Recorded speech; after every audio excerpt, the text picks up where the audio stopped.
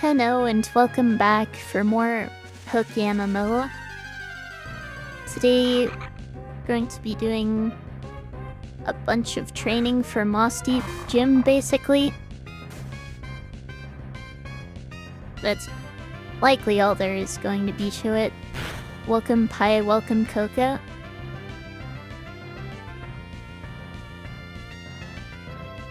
Aloma Mola. I don't think there are any Aloma Molas here.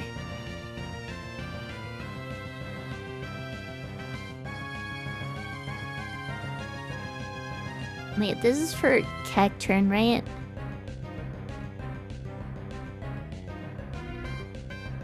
Ingrained feels way too risky to use. I'll get rid of that. It's super late. Don't stay up too late, I hope.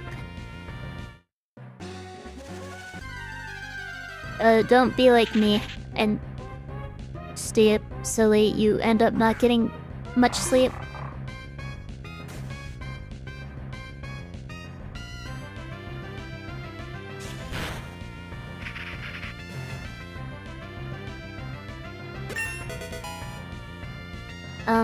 As you might have noticed, I did get some new art done. Oh, welcome Kakashi. That's not exactly visible at the moment. I might need to reformat my stream layout. But at least with my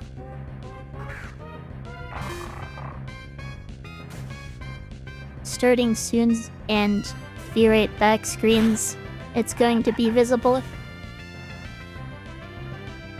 Hero and the chili you were making, that is tragic. I am sorry for your loss.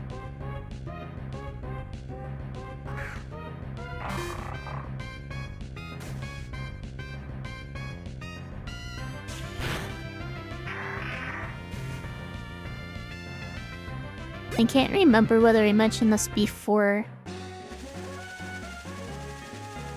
but my plan is to get Cagme and Sneasel up to level 42 before evolving them, which is the level cap for Tate and Liza, which isn't ideal.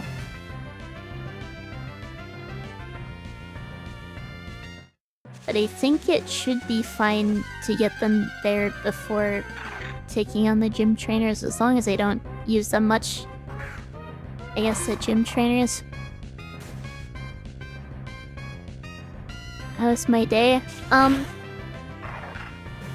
Woke up at a fairly normal time despite staying up so late last night. It's been fairly lax.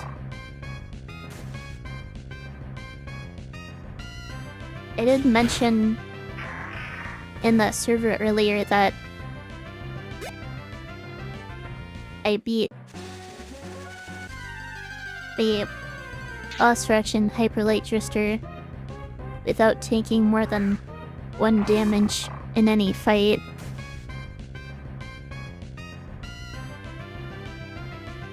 Which is probably a good sign.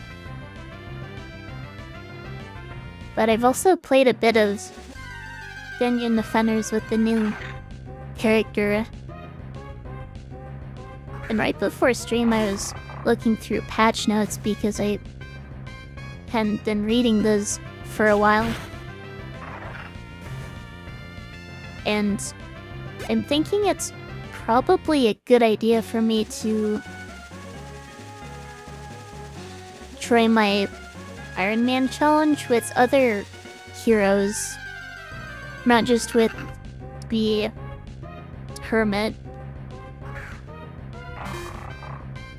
Obviously I was trying it originally with the Countess, but ended up switching to Hermit later. But they kind of made Countess much better. So I think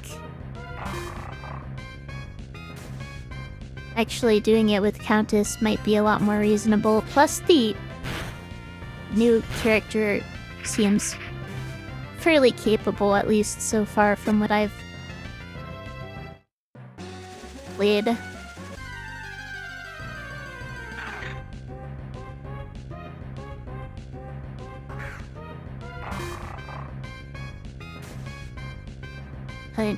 Anyway, how's your day been?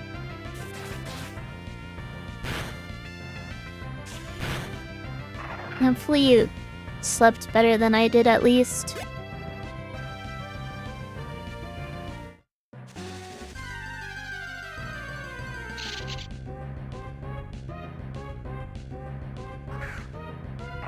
But yeah, and your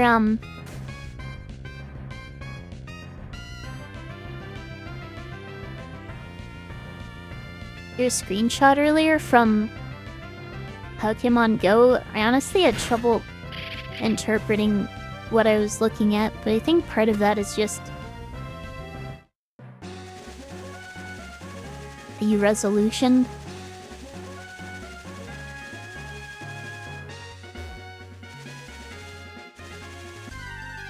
Iron Ball plus Tailwind, and then Chikram twice.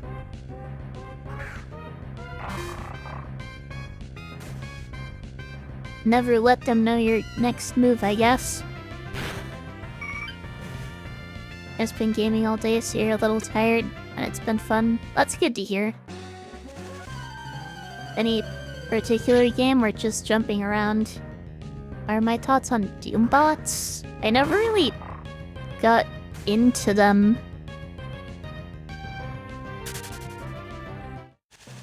I mean, I did try them. I don't think I tried them when they were first released, but when they first came back after that, I think I tried them.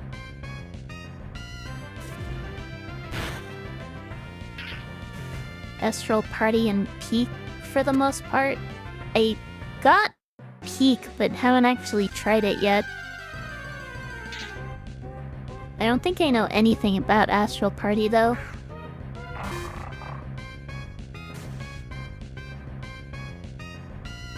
It's Rickety Community Day at your park. Forgot it was happening. Went there for a Necrozma raid that happened at the same time. Were there a lot of people actually participating in the raid?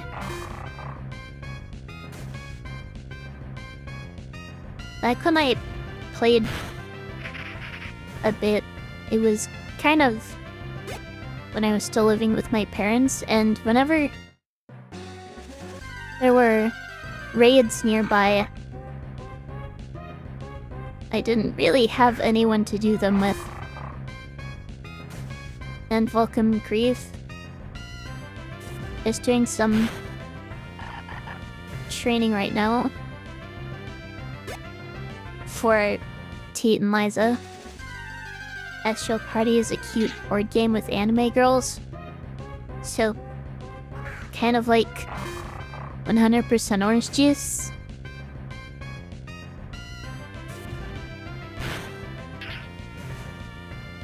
There are at least 20? Dang.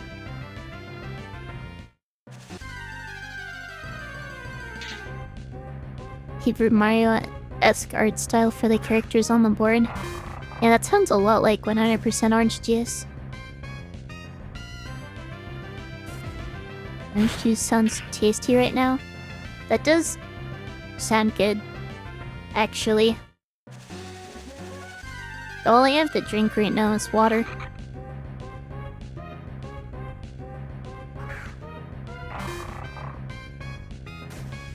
Though I need to ask, is it as luck-based as 100% Orange Juice is? Because that game has a lot of luck.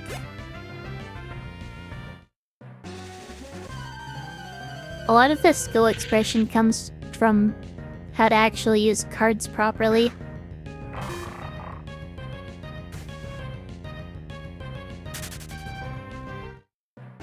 You've seen lots of stuff about PokeMMO.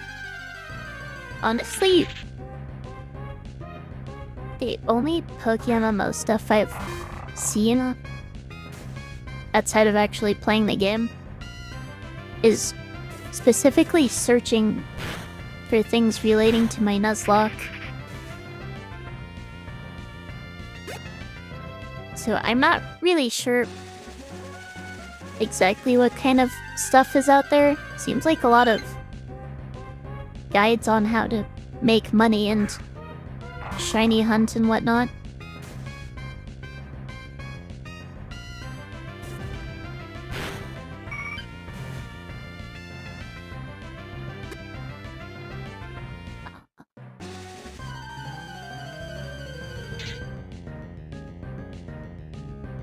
I'm kinda surprised there's so many boards showing up. It's kind of annoying since I don't have AoEs on Cheetah. Astral Party has characters with skills, card usage, and a special buff system called Chits. And that sounds interesting. Probably a bit more complicated than 100% orange juice then.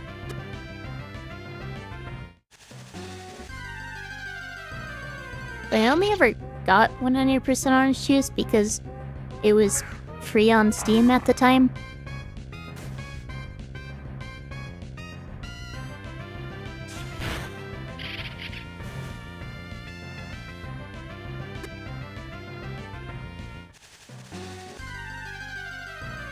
Game's really nice to look at because of the cute anime art style. Yeah, that's understandable. Definitely seems like it could be a game I would like a lot.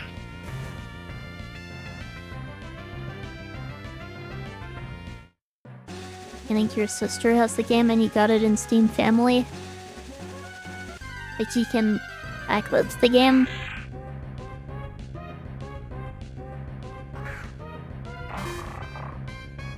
One thing I've noticed about the family sharing feature is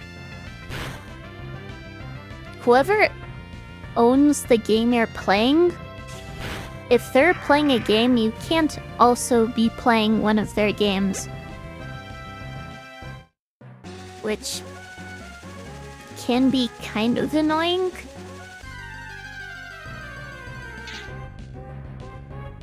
But I mainly just use it to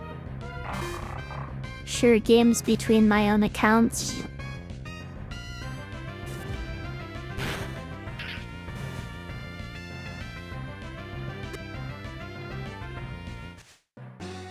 Wait, I need to go restart my mouse.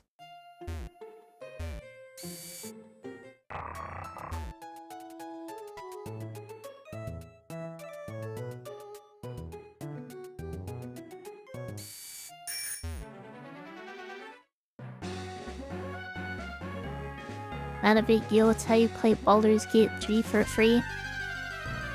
And yeah, it's definitely a convenient feature all around.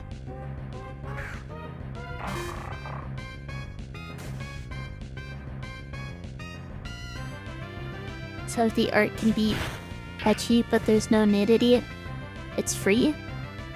That's neat. If it has that kind of art, it might not be the kind of thing I would want to play on stream.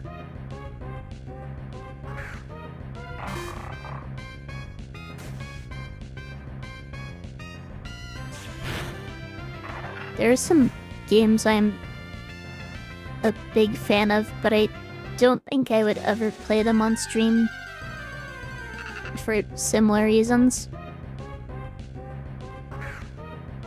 If I'm prone to spending money on gacha, you'd say stay away from it. I'm really not, but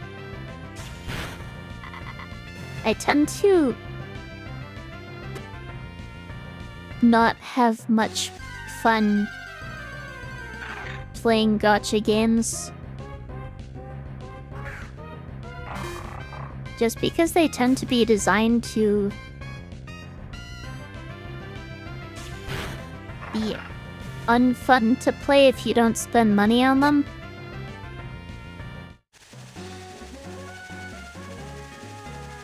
and then the gameplay just kind of comes down to, well, gambling.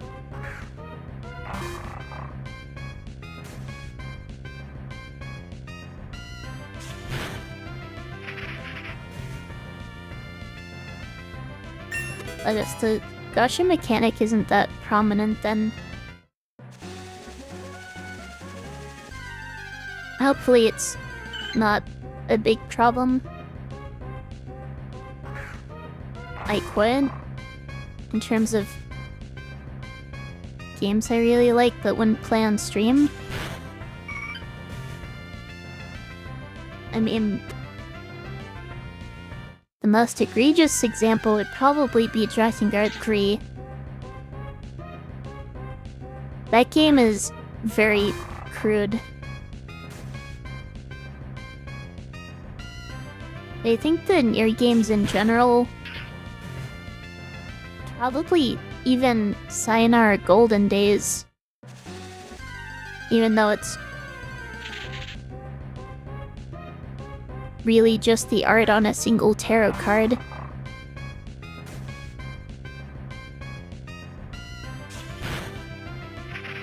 You only need to roll for characters, but there's no need to do it.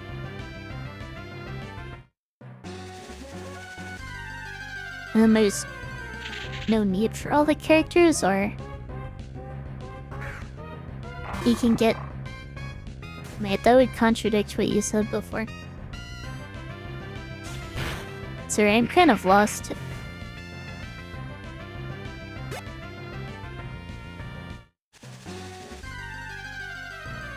I'm kind of surprised at how quickly I'm gaining experience here.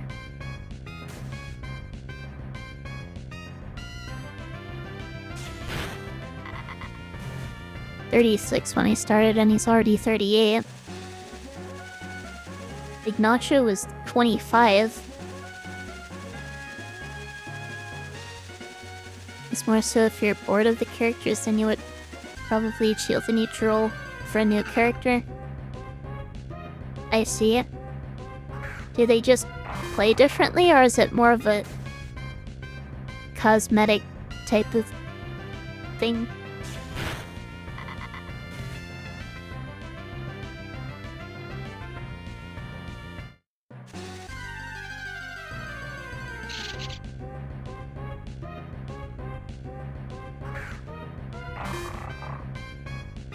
And it seems like a lot of gacha games tend to have that as their primary gacha mechanic, where you need to roll for characters.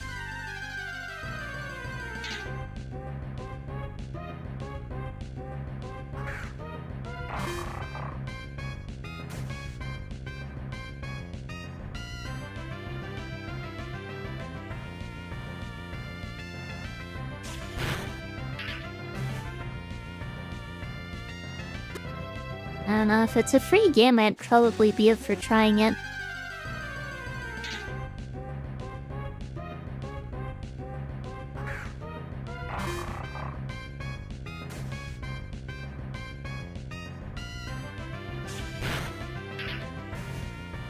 When I,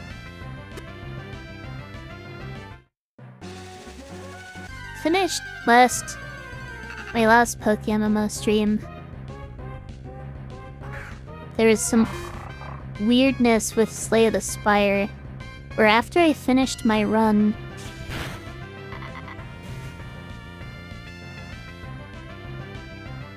it... instead of giving me the option to start a new game, it let me continue a game from a run that I don't even remember. It was either one that I'd done in the past or one from another save file. Either way,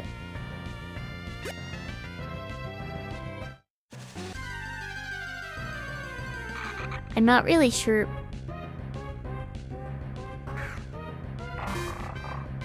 what's causing it.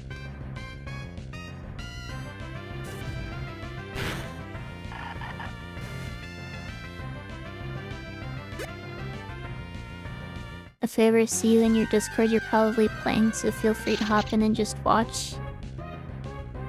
Alright.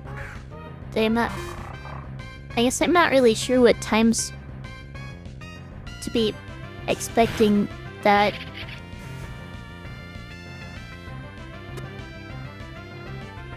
Seems like when I normally see you in VC, it's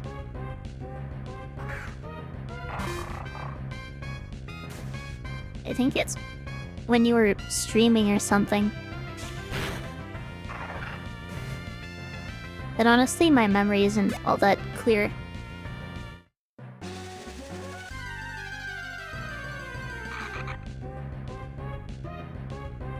I was doing a defect run that was still in Act 1 where I left off. I ended up finishing the whole thing. And then it was the middle of a Watcher run that was loaded. And it's not the first time something like that has happened.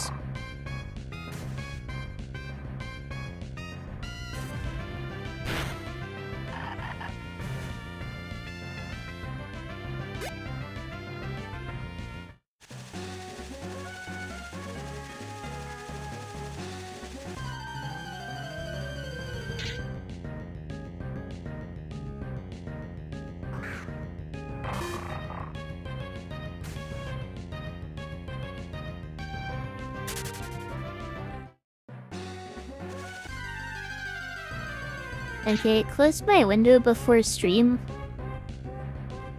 Just to avoid any potential background noises. And I'm already starting to overheat.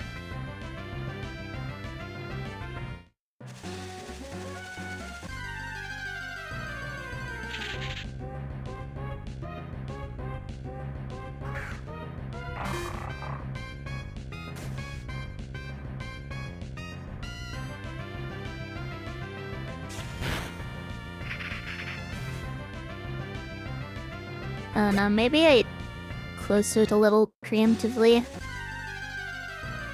Same thing was turning off my fan.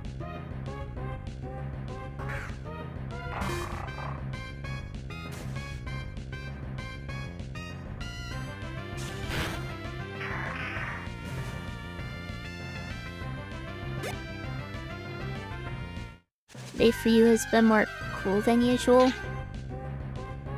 I haven't actually checked the temperature, but it's also kind of cooled down a bit here. So it's no longer in the 60s.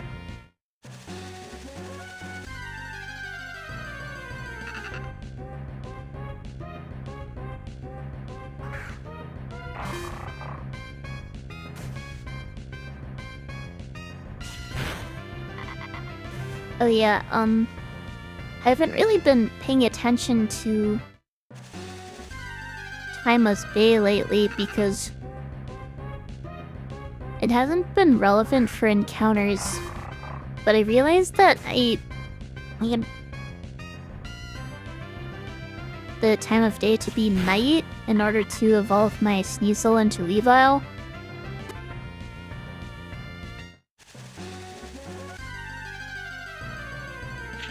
And I'm not exactly sure whether I'm going to be able to do that this stream. It was already night when I started, and it only lasts, what, an hour and 45 minutes total?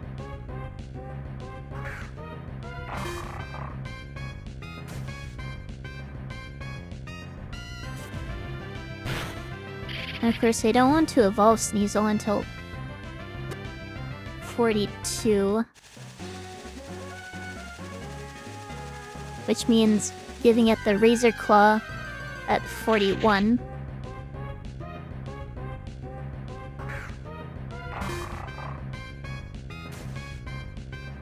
Maybe I should be training Sneasel right now.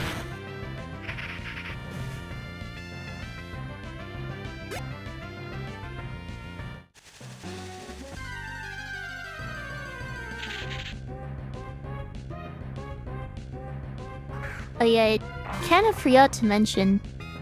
Another thing I did today was I watched Wolfie's new tournament video, which is about 4.5 hours long.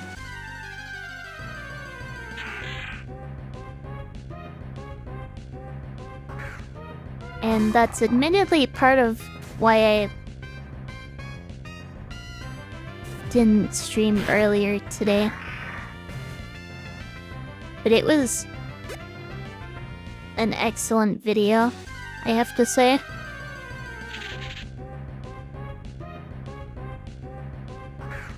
I did notice a couple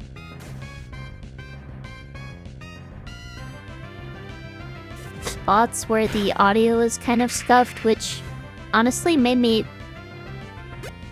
feel a bit better about my own audio, but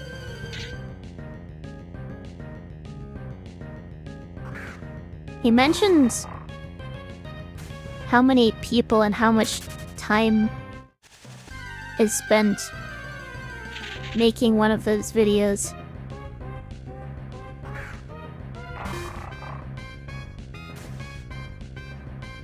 And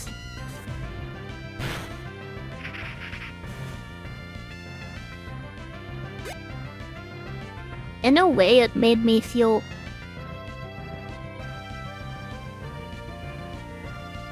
better about my own,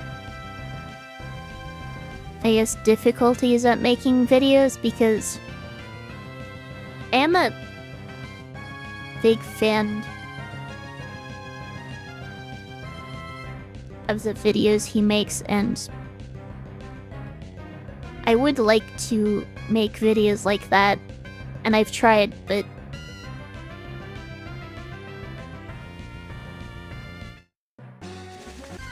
obviously I haven't actually succeeded. But on the other hand, it makes me feel like it's not the most realistic.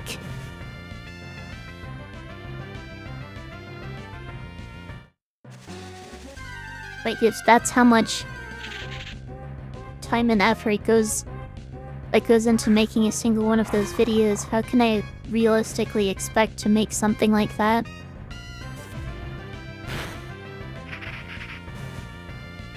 What issues do I come up against when editing?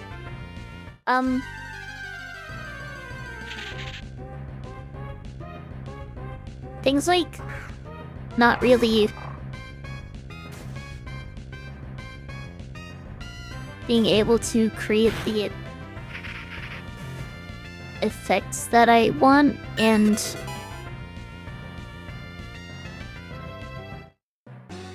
also just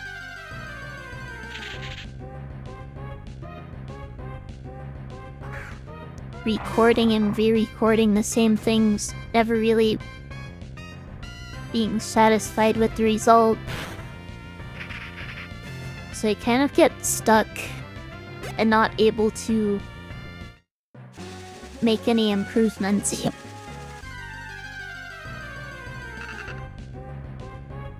Script writing is kind of the easy part, in my opinion.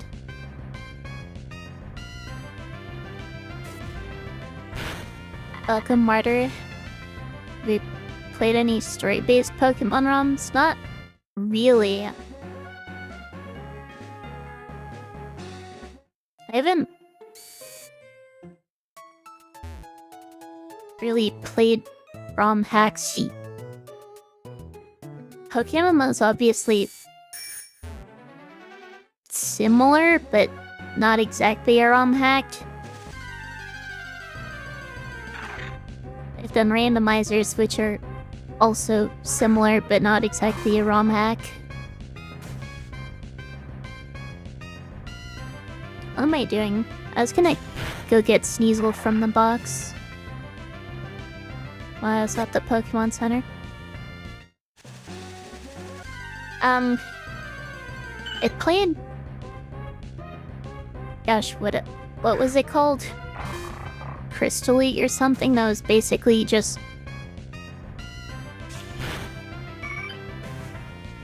inspired by Inscription.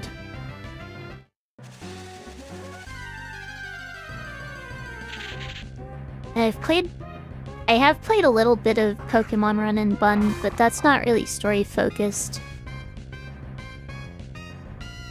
That's very much focused on being a difficult Nuzlocke.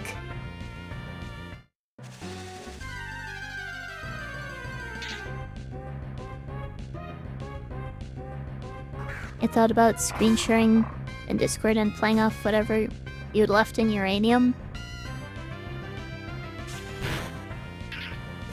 I mean, you can if you want to.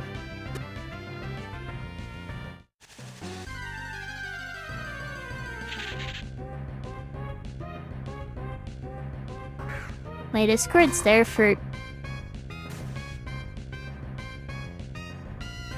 pretty much whatever you want to do within reason.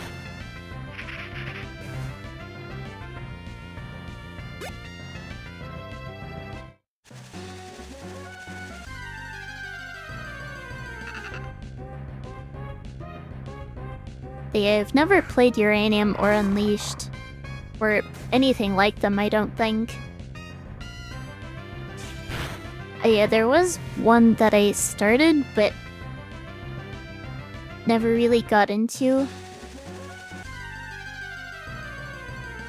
I'm forgetting what it was called.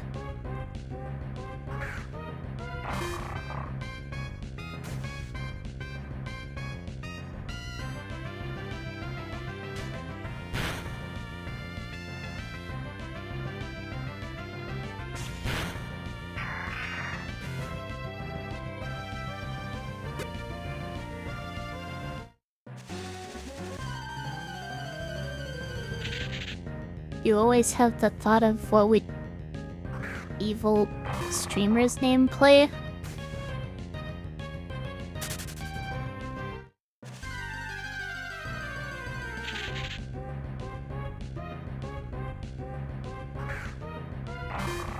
And my evil palette swap would probably play Digimon. But I really don't know.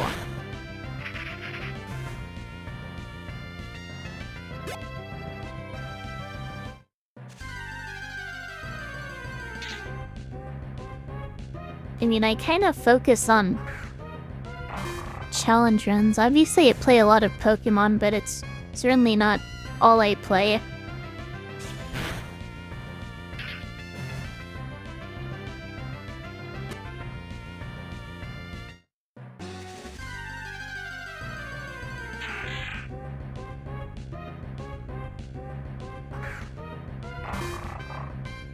And Evil Juniper would probably just play like competitive PvP games and be really toxic in chat. So basically your average League player.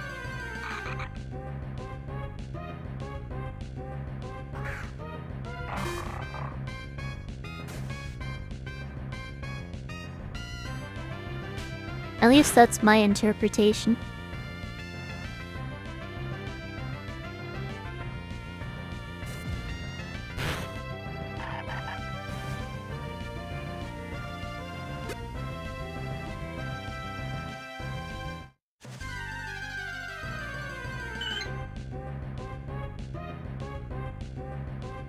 Okay, so let's speedrun the Grass Gym's Olive minigame. Evil Juniper, probably. That would be something.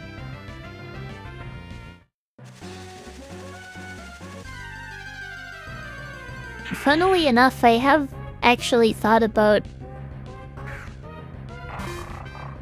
how to do that as quickly and efficiently as possible, but that was just when I was doing a race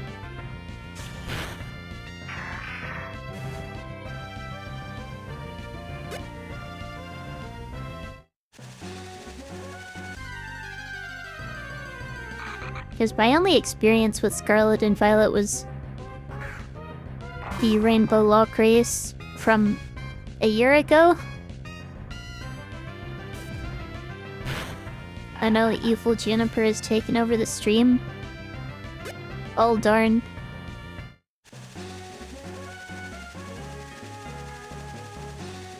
Who knows, maybe I have just been evil this whole time.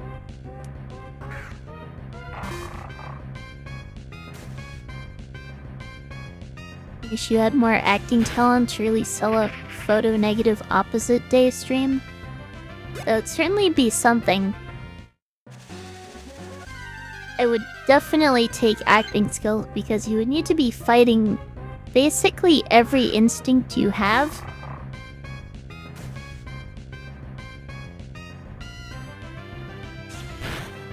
I definitely wouldn't be able to do something like that.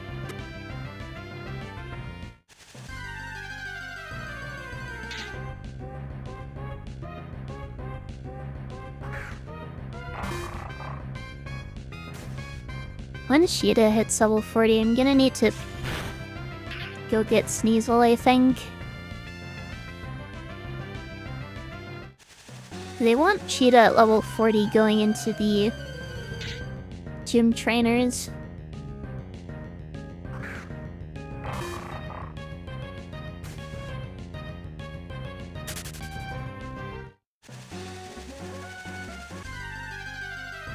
I need to wonder, does Cacturne ever use Sand Veil effectively?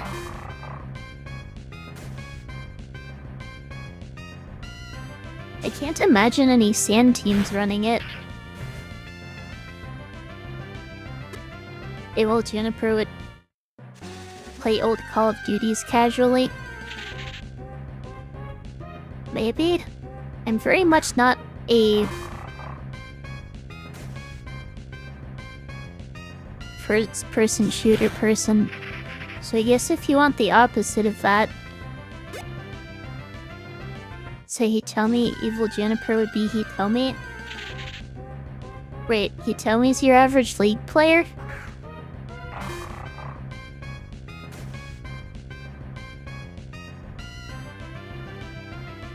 Oh wait, Call of Duty casually.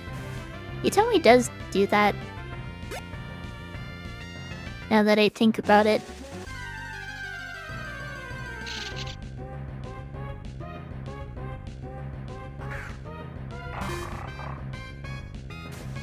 Apparently in Gen 3 it was permabanned because of Tyranitar. Wait. Sandville Cacturne, you mean?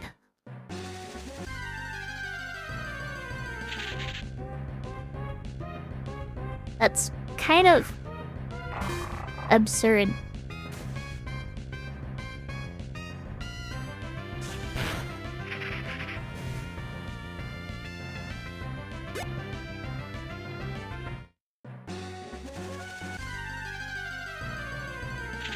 I mean, evasion is just kind of annoying.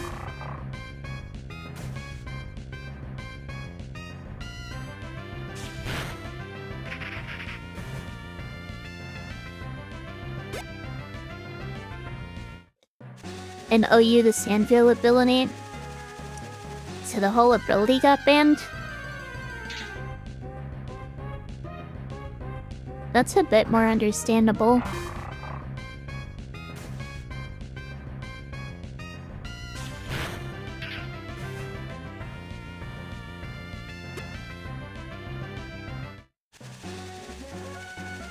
Considering, as I said, evasion is just annoying. Especially if Tyranitar is prominent in the format, you can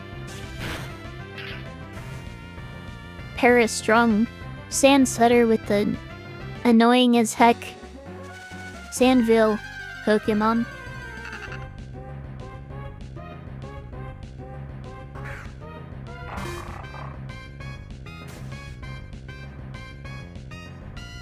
Especially if you pair it with Bright Powder or something.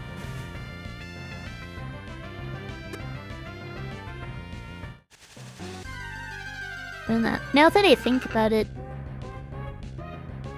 I'm pretty sure that's kind of been done in doubles.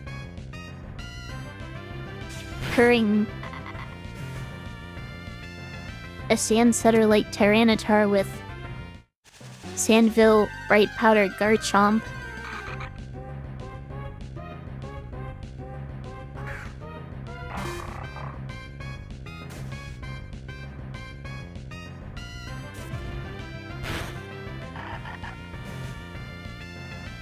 Definitely doesn't sound fun to play against.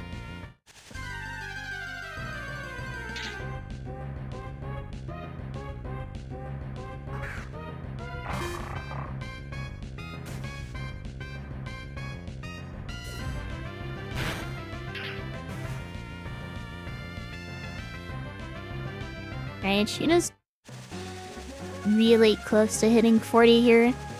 I'm gonna have to remember to go get Sneasel.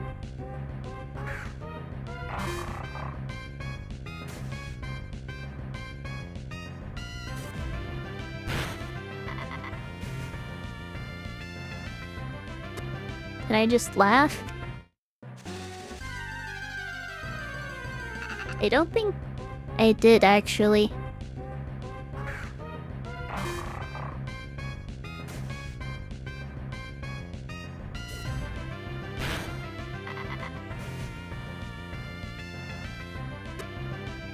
I don't know, maybe I did.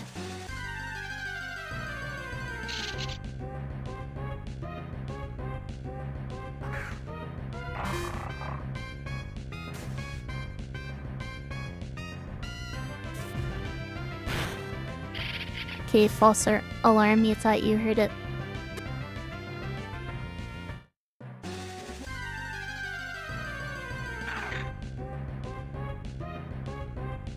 Yeah, I don't remember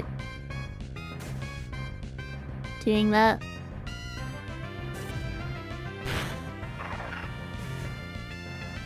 I have kind of laughed a little bit. That's not something I guess I've done very audibly.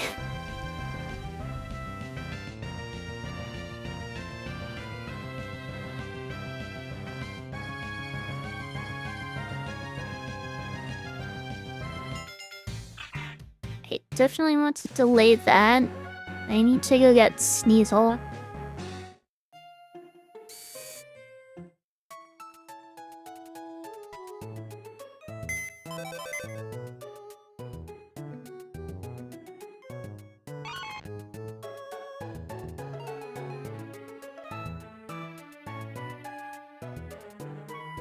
Yeah, what moves does this have right now? Not the best moveset.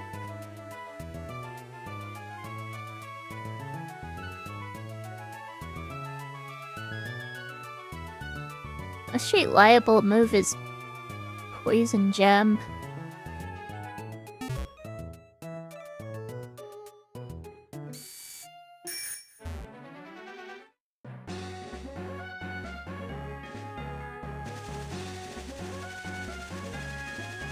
And there are a fair number of poison types here.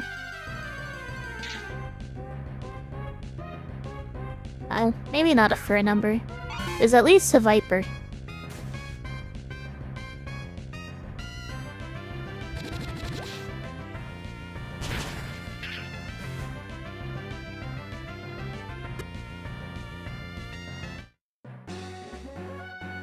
Let's move that up to slot 1.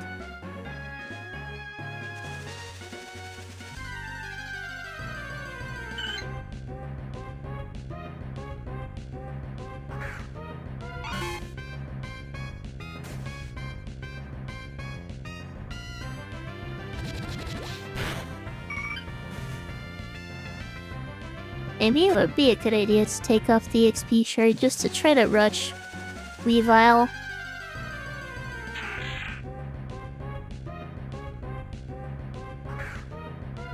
The grinding with Cacnea seems like it could be a massive pain.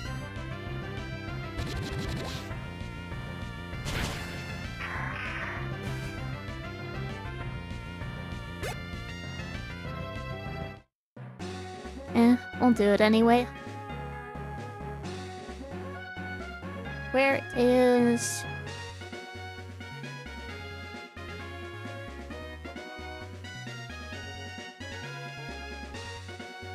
Oh, my black glasses must be in the box somewhere.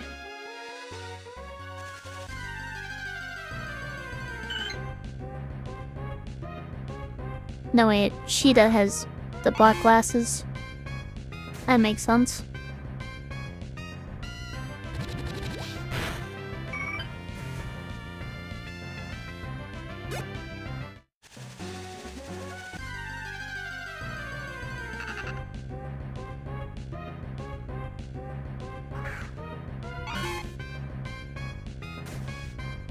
I guess I can switch those later, but that's not something I have to do right now.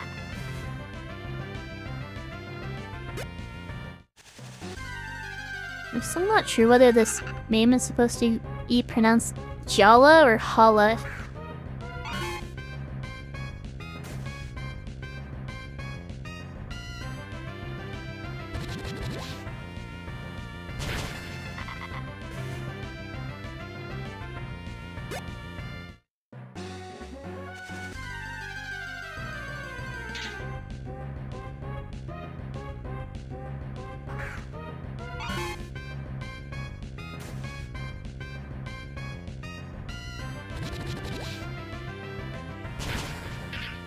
Okay, can I...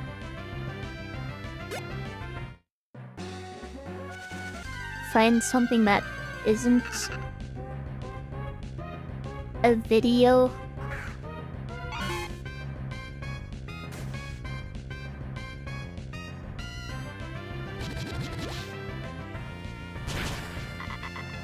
Okay, I'm seeing a lot of conflicting information. Rolla.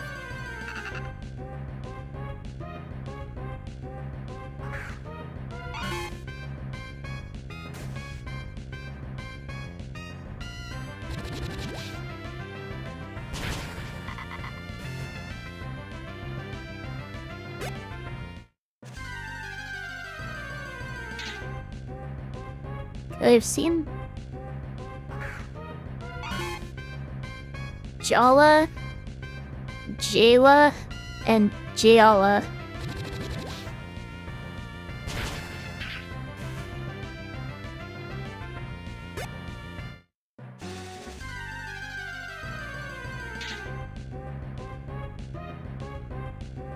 Don't worry.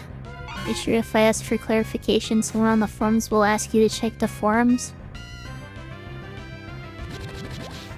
Like for PokeMMO information? This is just name pronunciation. I seriously doubt the PokeMMO forums would have guides on how to pronounce my own Pokemon's nicknames.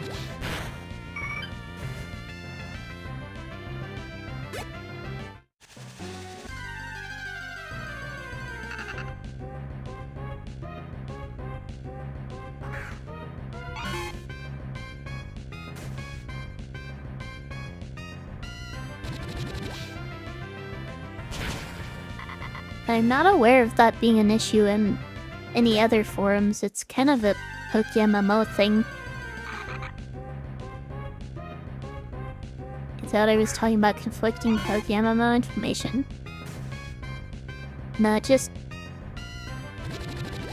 pronunciation, because I mean, as I've said, I use a name generator. So these are pretty much all names I haven't seen before. I guess I should say haven't heard before.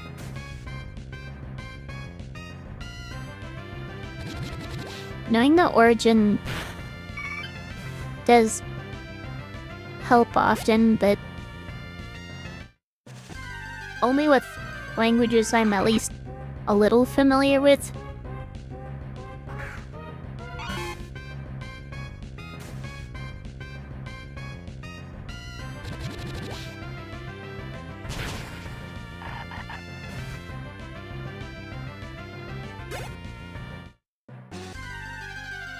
Do we pronounce it Jala?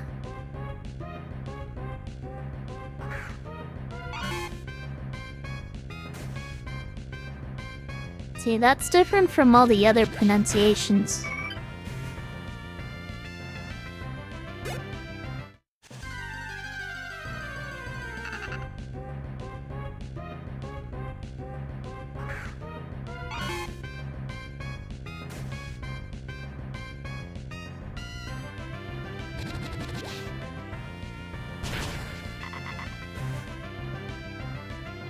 See, if I were in my own chat right now, I'd probably say something like, it's probably pronounced, and then just type out how it's spelled.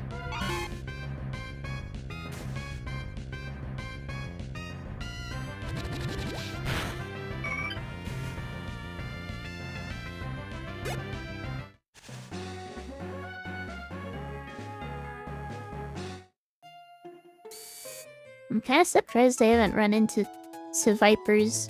I guess that's lucky. I'd still have a lot of training to do, obviously. It's not too late.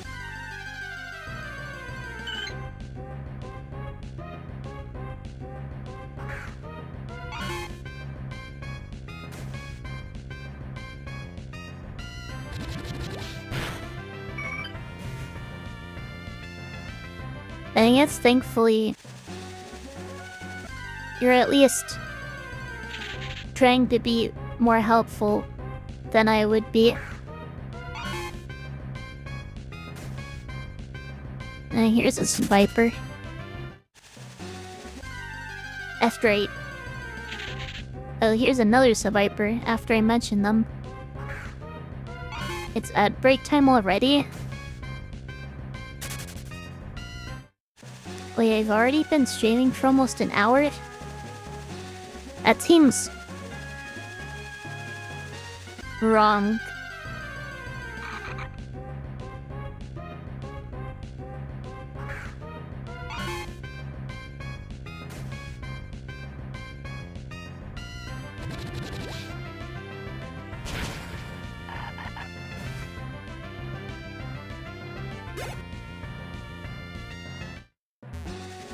Okay, I really need to stop biking off that ledge. And it's not a big deal, it's a minor inconvenience at worst, but...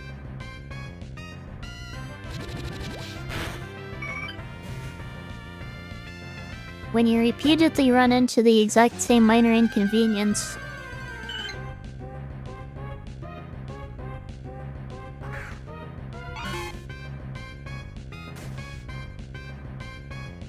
if you thought I would appreciate the joke, you'd say it. You don't really have the clock on what I find funny. That's fair. My sense of humor is weird.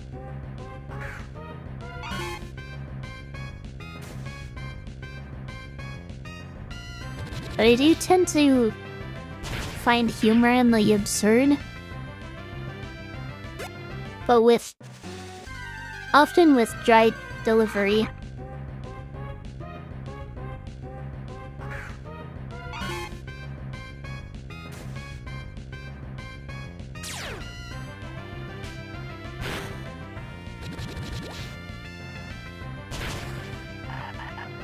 So that's probably a big reason why people often don't get my humor.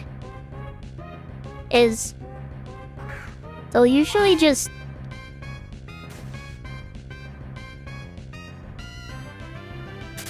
hear me say something as a joke, completely dry delivery, and think that instead of me joking, I'm just saying something weird that they don't understand.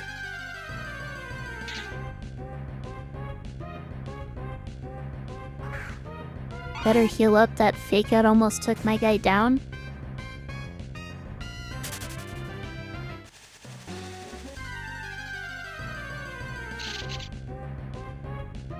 What am I doing?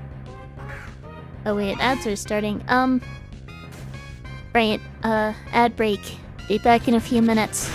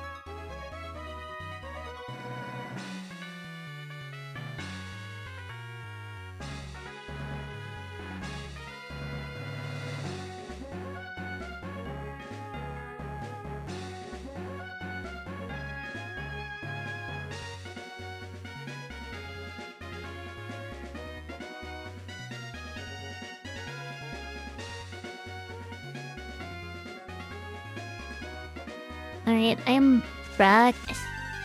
Not sure why OBS is having trouble with that transition.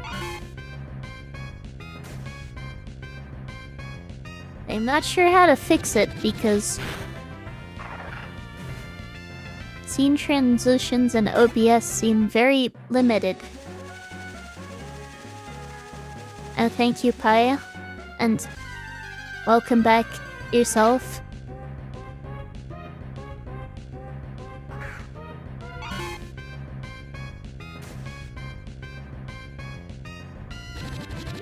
I forget exactly what time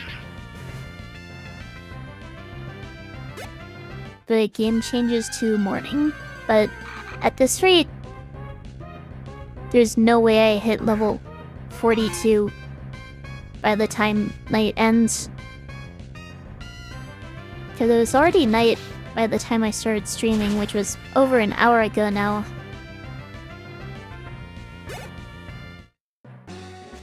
Which means at best, I have like 35 minutes. And that is definitely not happening. Can I not set the time again? PokeMMO has its own time.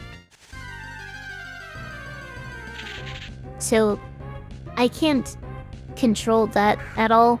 All I can do is control when I stream in relation to that.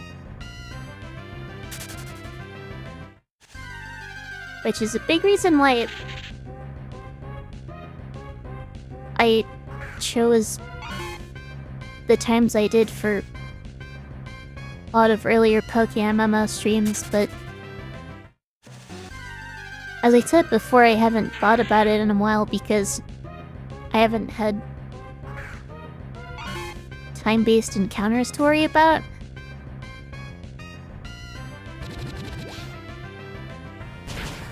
But now I have a time-based evolution to worry about.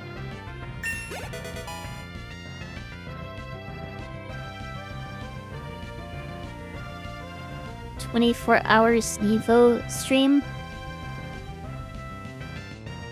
Yeah, that's not gonna happen.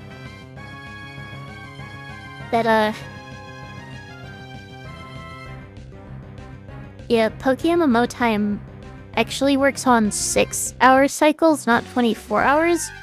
So, if I wanted to wait until nighttime again, that would be... what, 4 hours and 15 minutes after night ends when it starts again?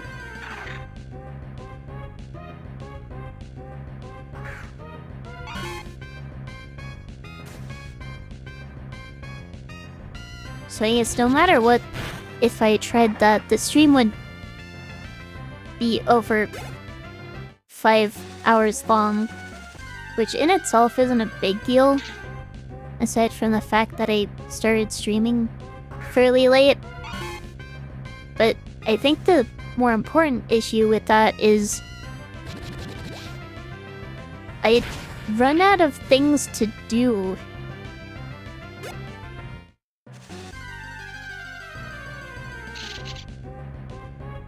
Like, once I train up,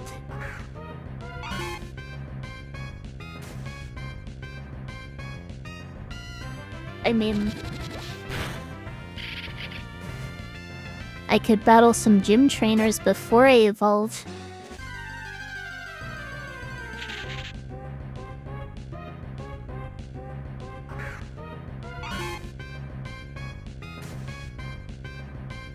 I suppose I could potentially fill out the time depending on how long things take.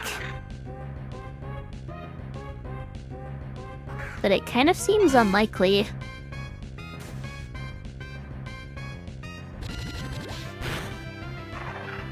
It'd pog if I did a 5-hour plus stream.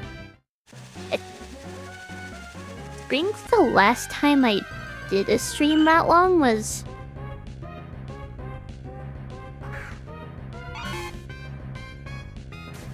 is that when I did the E4 split in the cage lock?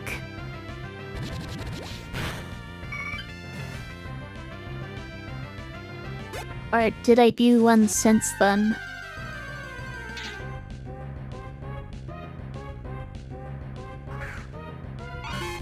It'd be interesting to see me scrape the absolute bottom of the barrel, trying to find content without over-leveling.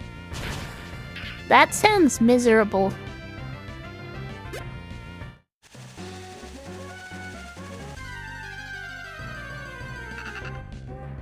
And I guess it depends on how much time I'd be dealing with. Now that I think about it, does PokeMMO have contests?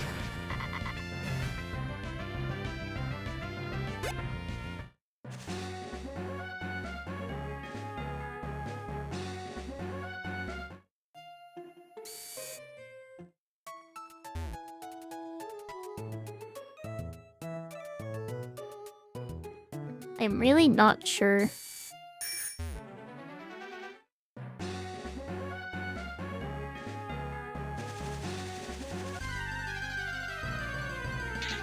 But I mean, if I just train everyone to level 40, battle gym trainers,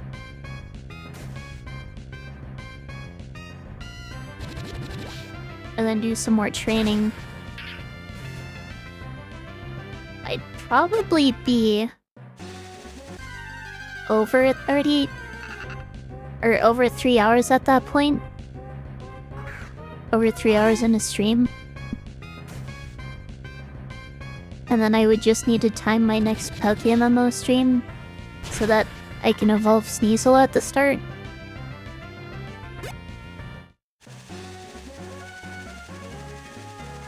That's probably the best way to do it. Maybe it's with one of those houses that aren't ready that I see all over the region. Yeah, it's probably... If I recall correctly, talking to the Pokeblock maker people,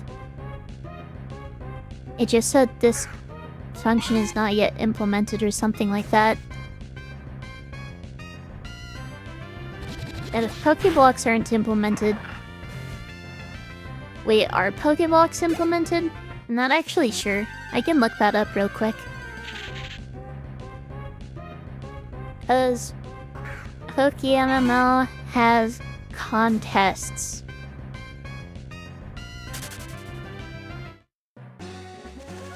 It looks like it does, actually.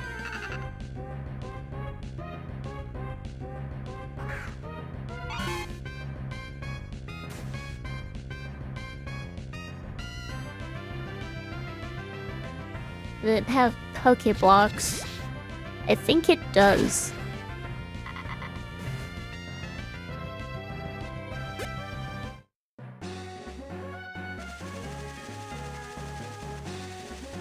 Contest stream in a Nuzlocke? I don't know about that one. I did do a, or at least I tried doing a dedicated Voltorb flip stream. That was something.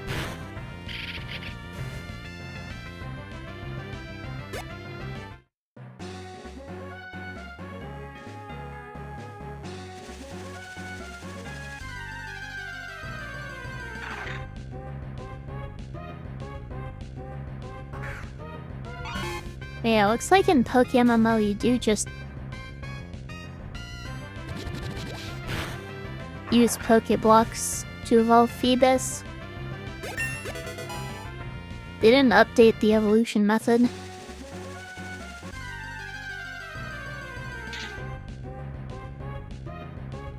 But I don't really see how contests would benefit the Nuzlocke at all.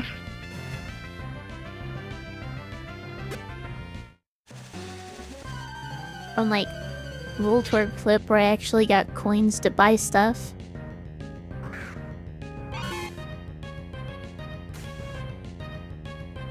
In fact, I think I stopped playing Voltorb Flip when I realized that I didn't have any more rewards I could gain from it.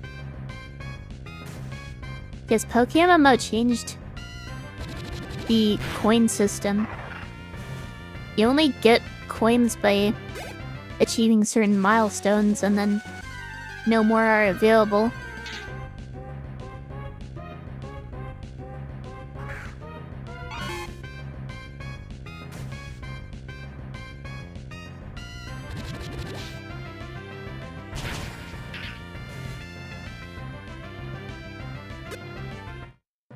That's also how I got this thing. It's kind of ugly, to be honest, but It's a Voltorb flip hat.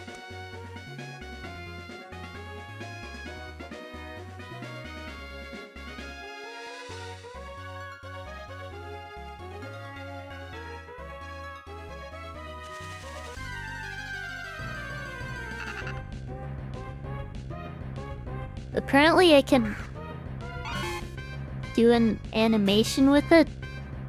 I'm guessing where it explodes, but I haven't tested it out. You like it? It's kinda cute. I don't see it personally.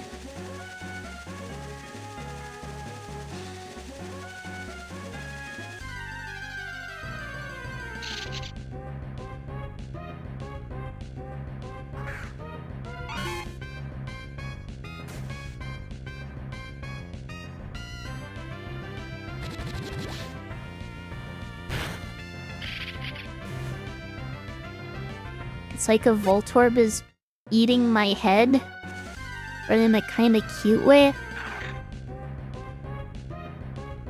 I am not sure how to interpret that.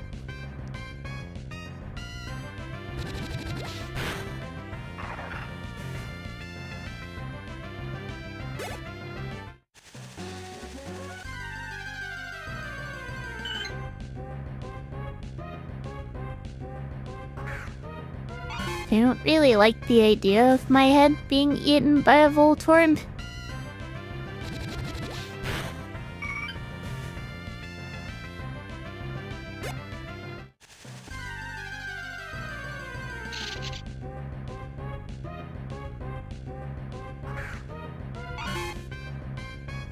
Okay, there has to be less than half an hour of nighttime left. Angela is still level 35.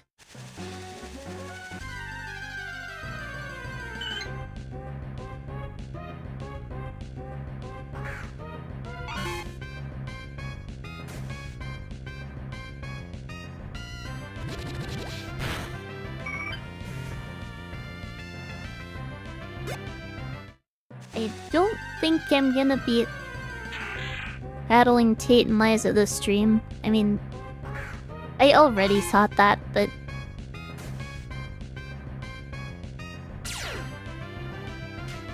it wasn't until I was starting or getting ready to start stream when I realized, wait,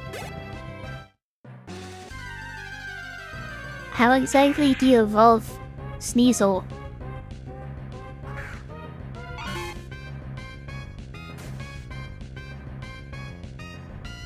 And yeah, I need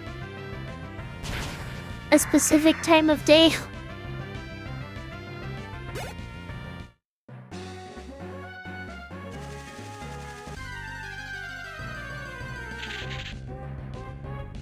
You learned in Sun and Moon it's super frustrating. Learned about time-based evolutions.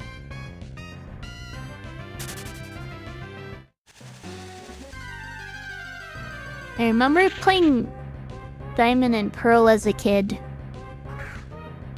Having a Budew for the longest time that would just not evolve.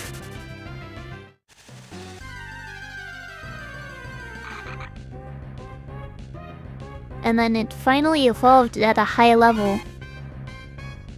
And I was kind of disappointed because it just evolved into a Roselia.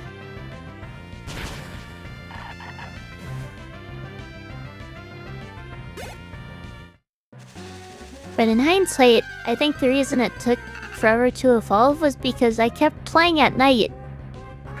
And Budew doesn't evolve at night.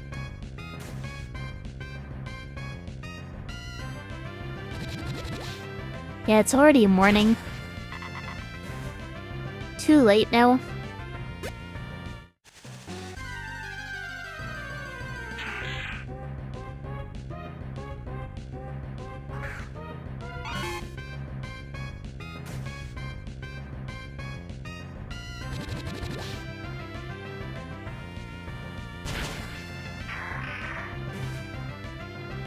And Sun and Moon, the only way you got it is using the call for help mechanic, get a low % chance. To get the Razor Claw?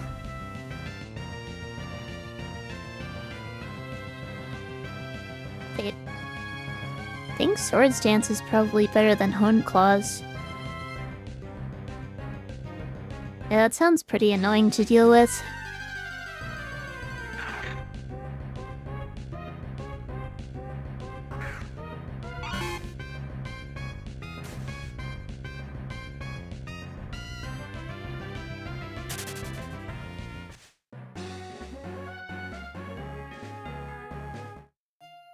You were playing blind? Wait, how would you ever find that out if you're playing blind? Unless you just coincidentally happen to get that small chance at some point.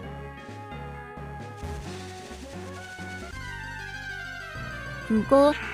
Well, if you're using Google, you're not playing blind.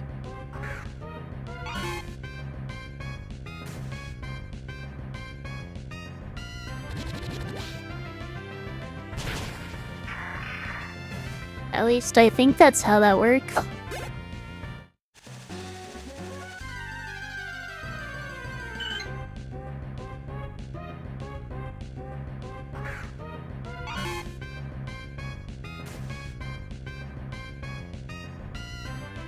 You played twice, first time made you give up.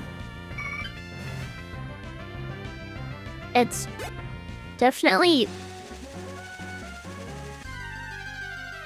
cool for a game to leave secrets for you to find.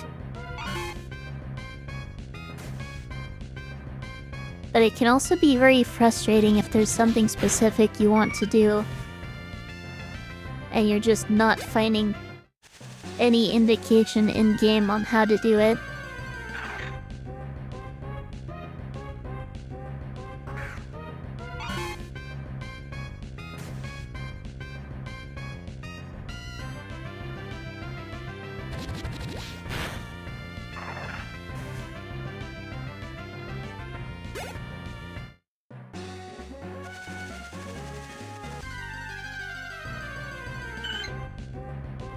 I am starting to get very tired.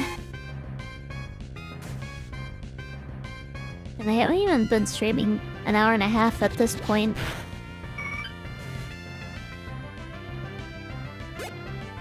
Probably just because I didn't sleep all that well.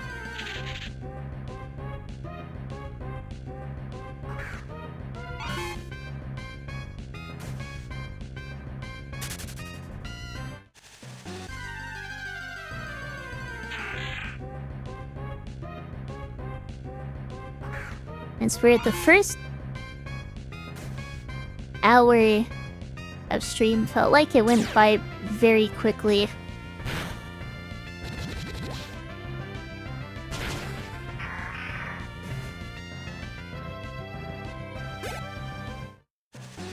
Cribrawler evolves on Victory Path's Charge-a-Bug that evolves in a level 30 area, saving a slot for a lowland Sandshrew, which is also on Victory Road. And add a male Salazzle. That sounds miserable.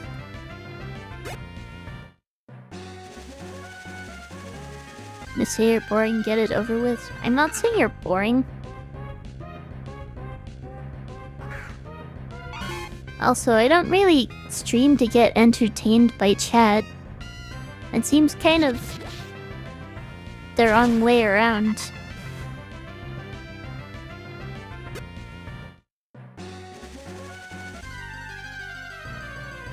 But that's not to say chat isn't entertaining.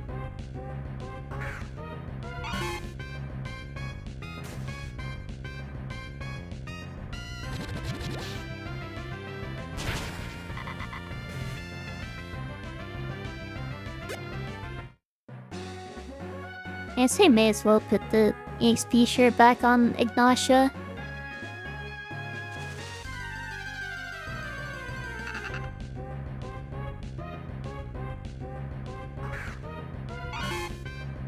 Since I'm not rushing to try to evolve.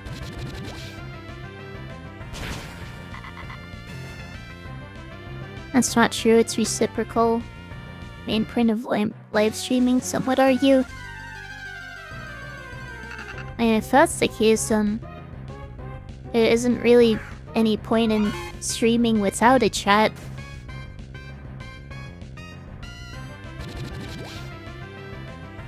Which, I still enjoyed streaming without a chat a lot of the time.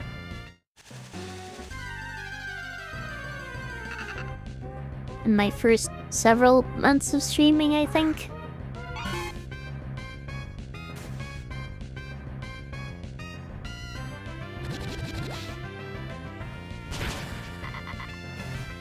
Talking to chatters and getting instant feedback is core to the live streaming experience? Maybe. A lot of the bigger streamers not only don't but can't pay a ton of attention to chat just because of the sheer amount of messages being sent. They can't really keep up.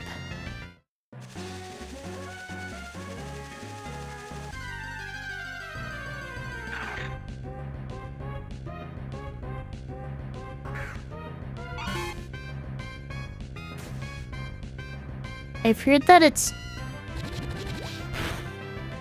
relatively similar to streaming to an empty chat in that sense. Obviously, I've never had my chat get to that point, but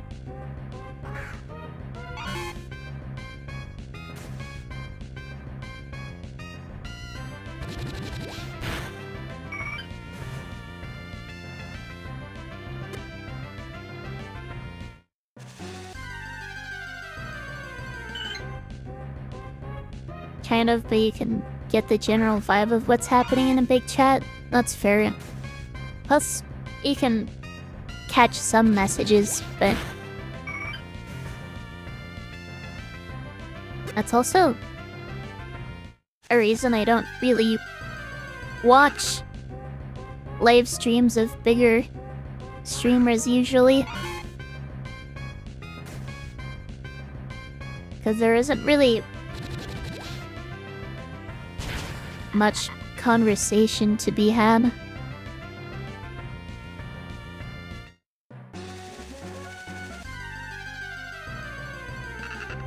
What's the biggest channel I watch? I mean, regularly? That would probably be Blue. Though,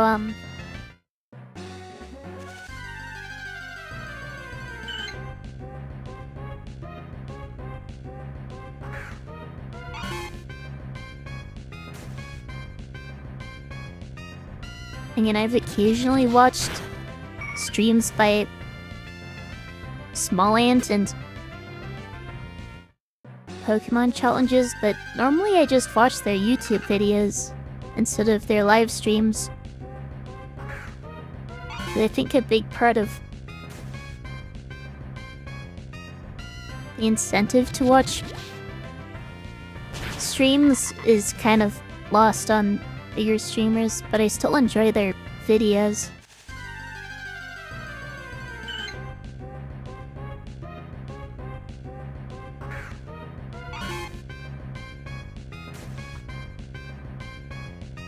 Hang on, can I...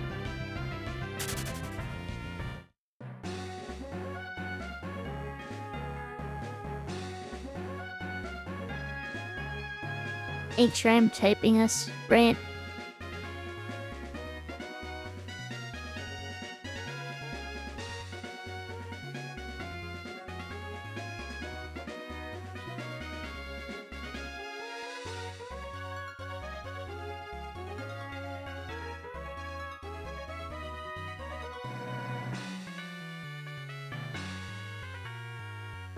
This is the streamer I was talking about. Figure I may as well give them a shout out since we're talking about it. Honestly, I don't really give streamer shoutouts enough. I feel like that's something I should do more. Also, what am I doing? I need to go restore my moves.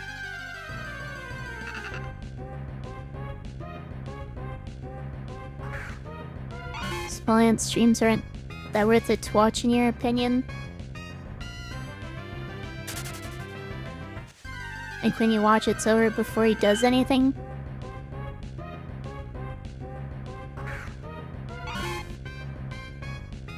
Welcome back, Pi. What am I doing? There we are. Being swarmed by wild Pokemon while I'm trying to leave, that's what I'm doing.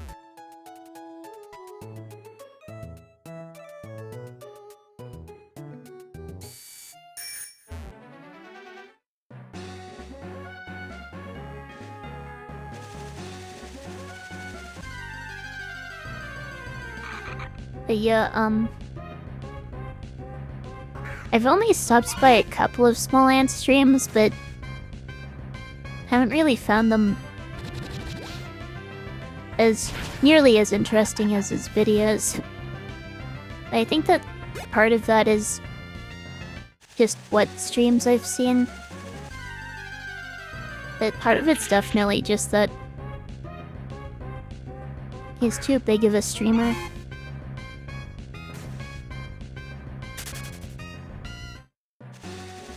And the only Pokemon challenges, aka Peachel, stream I really liked was the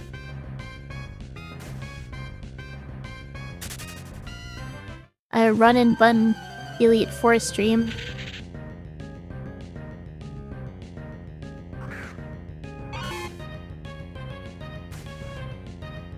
And that was less because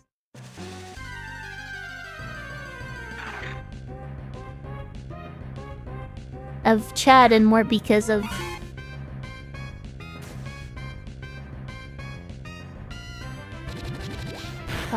for one thing, being invested in the run because I'd been following on Peach-Out daily on YouTube.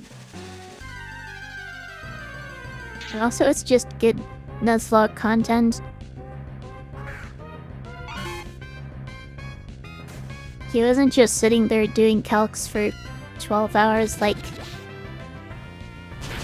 some Run and Bun streams have gone. At the same time, I was also talking in Discord with some other Nuzlockers because that was... I think that was right before the gift lock race started. So I was talking to some of the people in that Discord.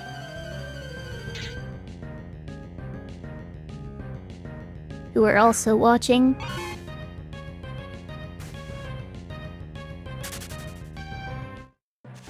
Oh, speaking of which, I think that was my first time really having a conversation with other people into Nuzlocking.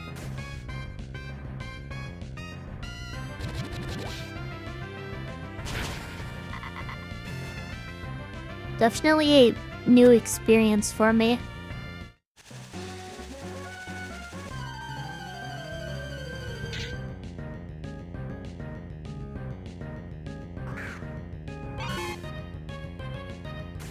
Which I guess is strange considering just how long I've been doing Nuzlocks.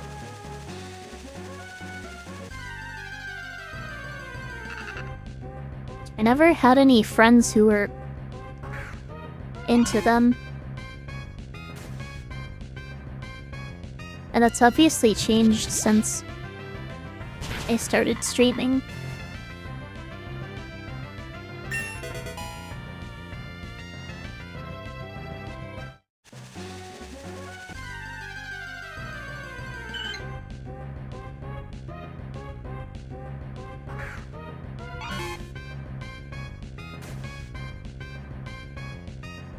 Also, I am definitely swallowing too much air right now. And it does not feel great. I'm not sure whether that's because I'm talking too much. And that's probably the reason.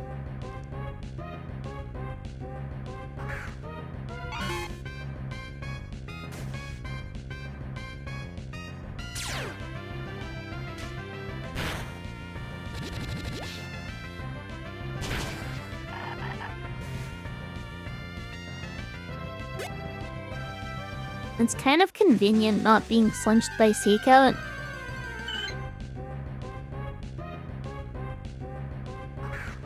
It ultimately just saves me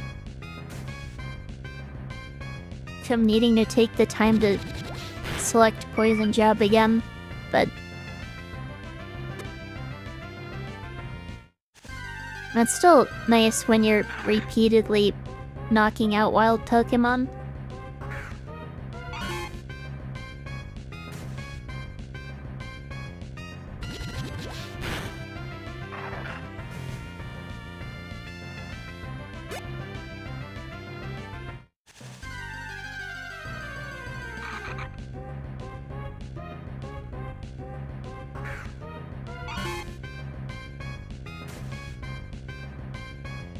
I'll be honest, I'm still not really sure what the point of Pokerogue is. It just kind of seems like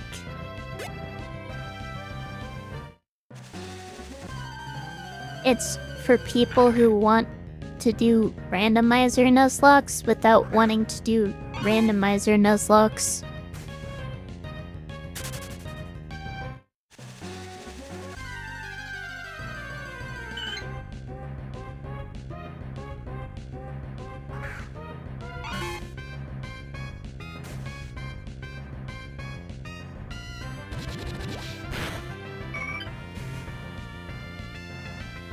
I think the appeal is to build a team with limited resources in a fast-paced way. And that's kind of what a Nuzlocke is, aside from being fast-paced.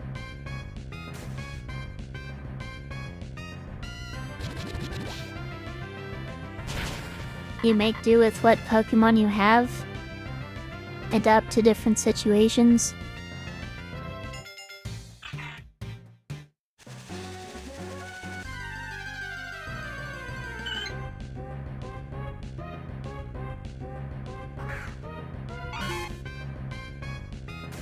You get Pokemon selection and there's randomization.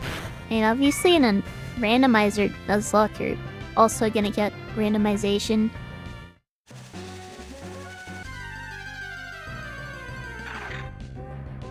I guess I'm not sure what you mean by Pokemon selection.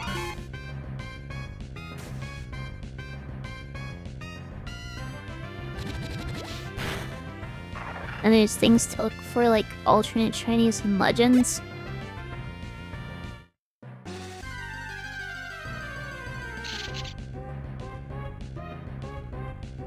That just kind of feels like unnecessary fluff, to be honest.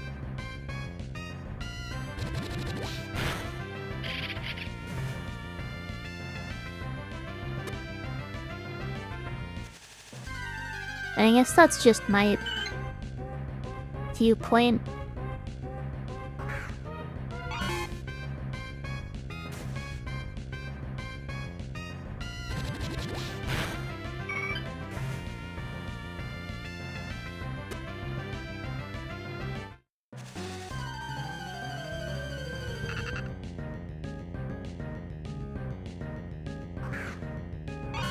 You get a Nuzlocke if you lose Raikou in your first encounter. He's gone forever, or Smoliv. Your first encounter, you don't like that, but in Pokerogue, you can ignore the Smoliv.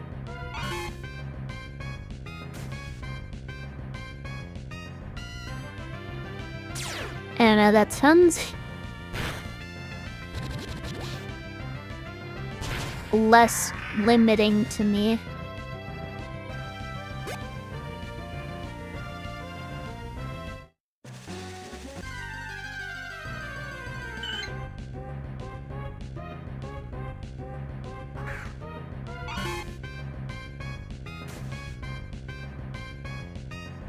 That's probably kind of weird for me to be saying that, considering just how big my box is at this point.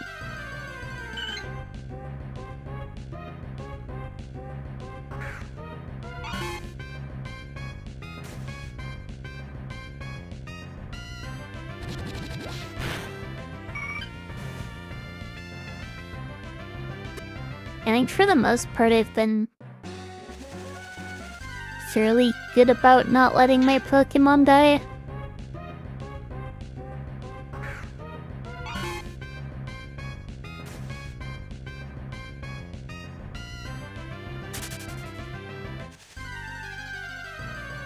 In the beginning, I had somewhat frequent deaths, and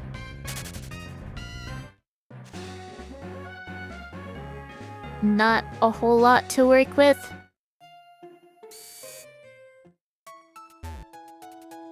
I think as I got better, my Pokemon stopped dying as much.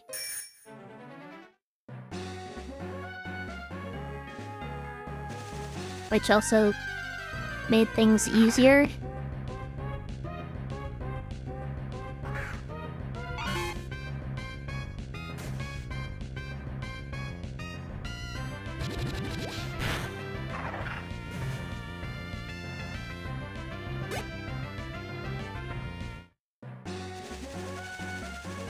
You don't play it, but if you had to choose between Randomizer and Pokerogue, you'd prefer Pokerogue? That's interesting.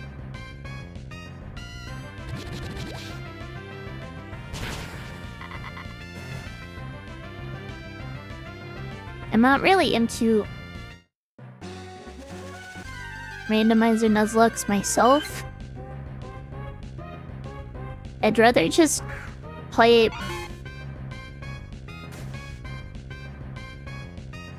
something deliberately designed.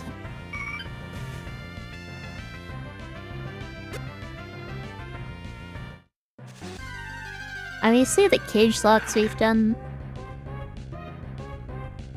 I guess cage locks singular for now, going to be plural, are randomized, but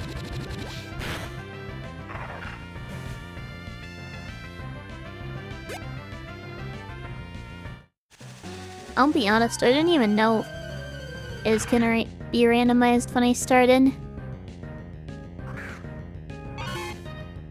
And thinking about it, doing an unrandomized cage lock would be... and I think it would be interesting personally. There wouldn't be as much Pokemon variety.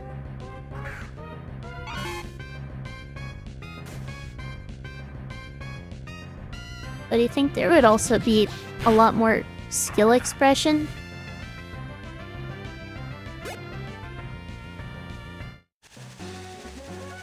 But it's also part of the reason we're probably not gonna do an unrandomized one. Because we still want it to be enjoyable for less experienced players.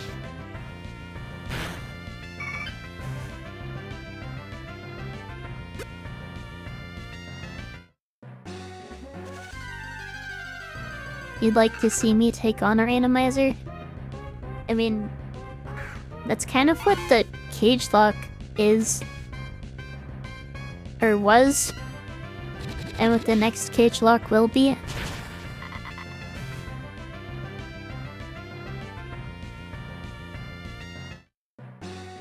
But the actual Nuzlocke section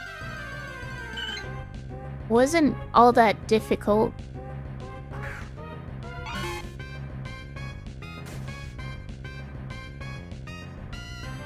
Do I not remember when you showed up? I think it was around the time I finished the cage lock, that's about it.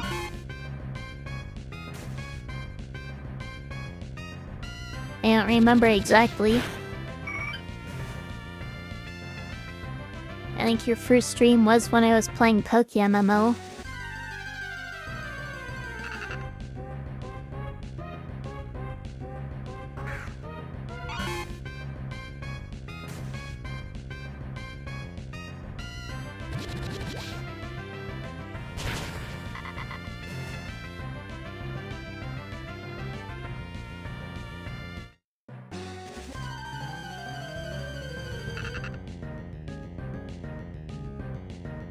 It pop in a stream, excited to watch some auras, and it was 15 minutes of me sitting in Rustboro.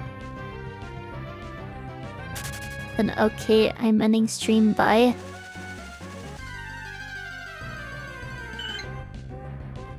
Wait, was that?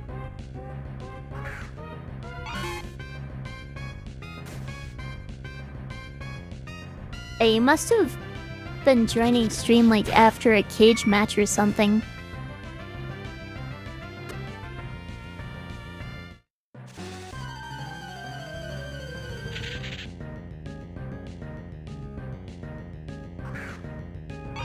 If I recall correctly, pretty much the only time I spent in the cage lock just sitting in a city was after doing a PvP match.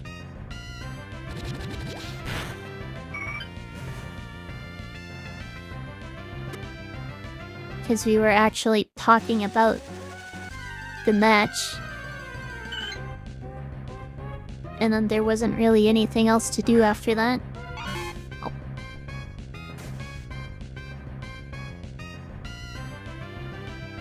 I saw 0 auras gameplay and 0 randomized nuzlocking. Well, there is definitely a whole lot of both of those. Sounds like bad timing.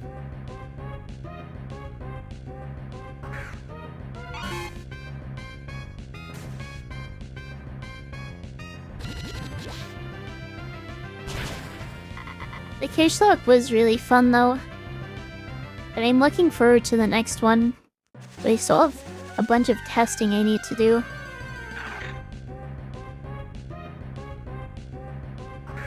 And my testing, at this point, I think it's mainly just a matter of playing through with the randomized settings to see A, how well my computer can run it, and B,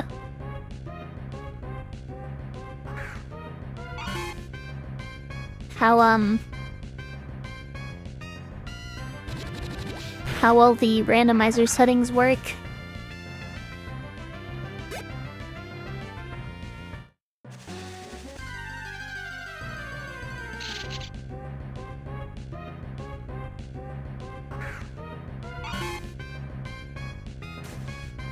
And also help me polish exactly what rule set to use, since I'm basically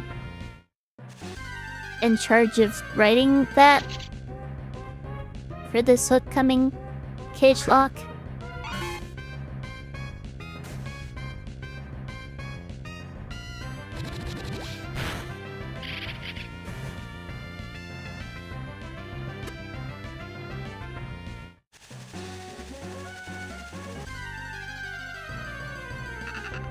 I do feel like I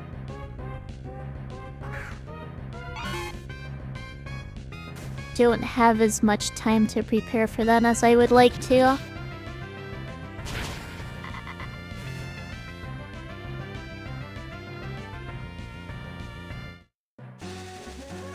You didn't ask before what I was planning on doing after I finally beat my Hyperlay Drifter challenge. And I'm thinking, since I'm still not entirely sure what challenge I would want to do after that. Yeah, let's get rid of spikes. I might go back and do basically the same Dungeon Defender challenge, but with different characters. Or classes.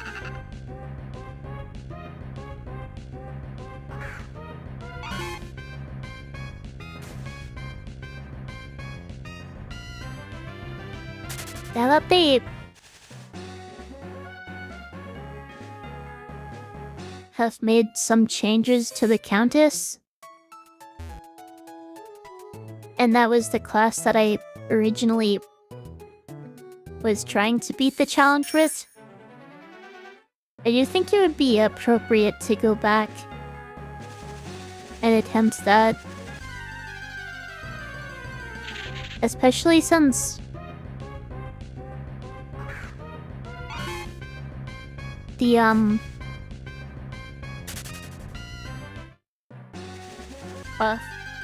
attempting so many times with the Countess only to switch to a different character and beat it soon after is kind of underwhelming.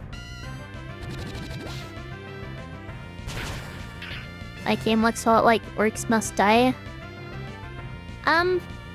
It has been compared to that. It's definitely more focused on strategy and character building, whereas Orcs Must Die is more focused on action.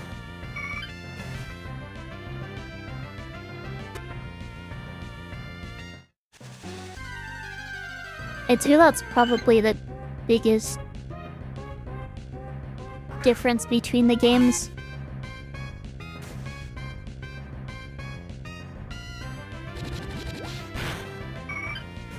I also personally haven't played Orcs Must Die. I think I played the demo actually, but not much. Is there a skill set you can equip or something? There's a lot of customization in your stats and equipment. And different classes have different towers and weapons and stuff.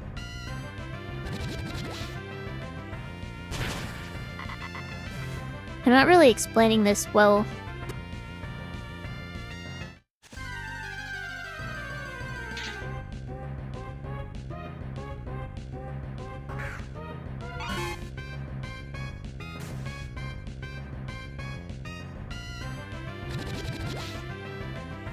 I guess I'm not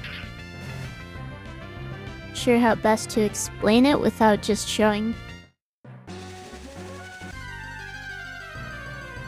Seems like I'm explaining it well enough. I don't know, maybe I'm just overly critical of myself and how I word things.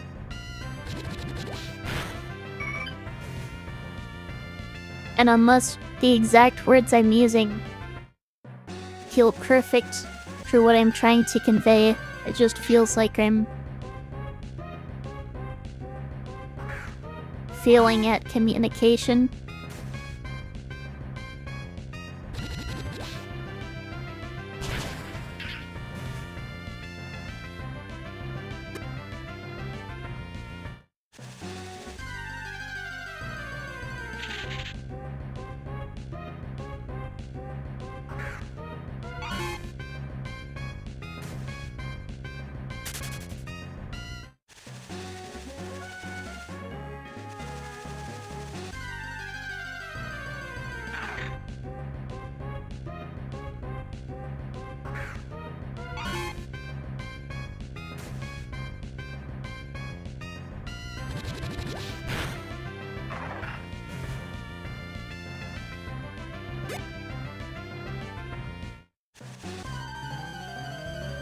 It just occurred to me, if I switch from Poison Barb to something like Wide Lens,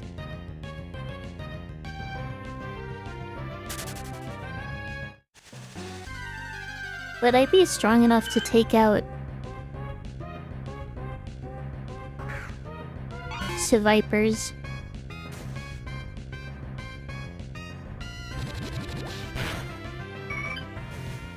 Kind of like putting points into stats for specialization. And that's definitely a big part of it.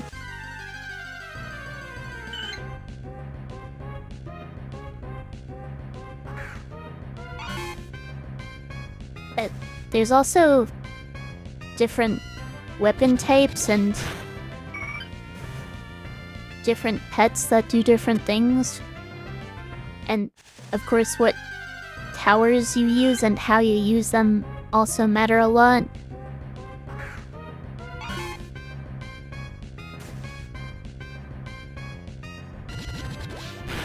Not to mention that classes can play very differently from each other.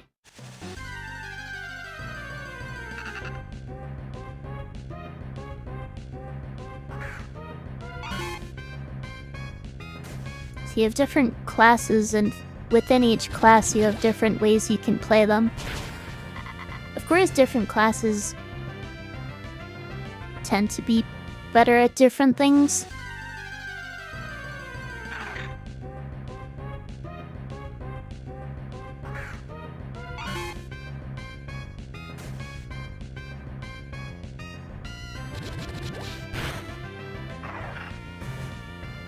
Some classes, in my opinion, are just kind of bad and get outclassed by other options, but I mean, I think that's always going to be true in games where you have that kind of freedom of choice, I guess.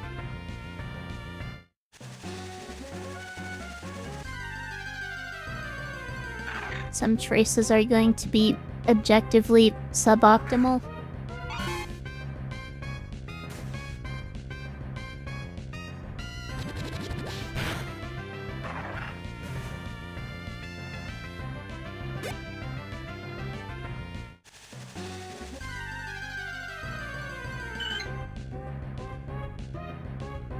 Looks like ads are starting in another 3 minutes. Probably am going to need a breather.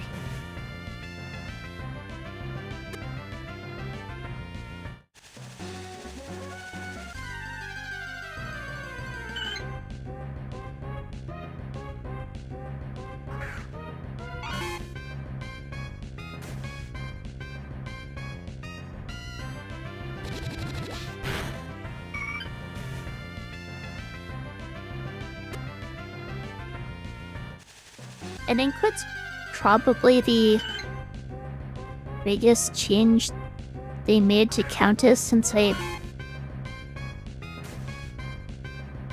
attempted the challenge with her is they reduced the defense unit cost of harpoon towers from 6 to 4,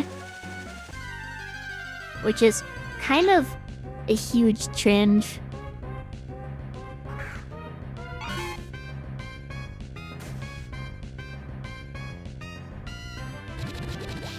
Each map has a limited number of defense units allowed. You're never allowed to place defenses that exceed the value allowed by the map.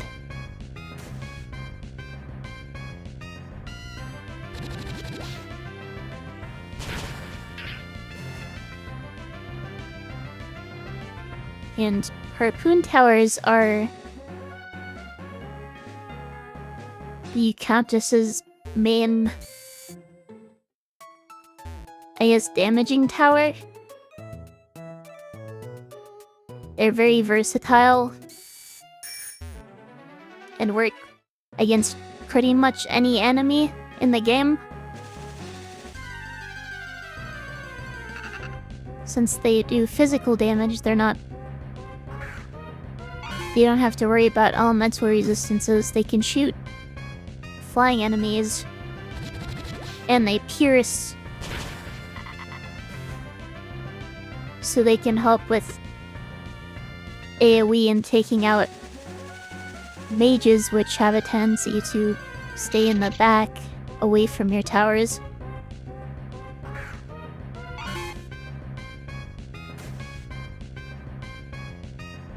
And reducing the defense unit cost from 6 to 4 means you can basically have 50% more of them. It might be off on that number, but ads are starting now, so I'm going to take a break for a few minutes.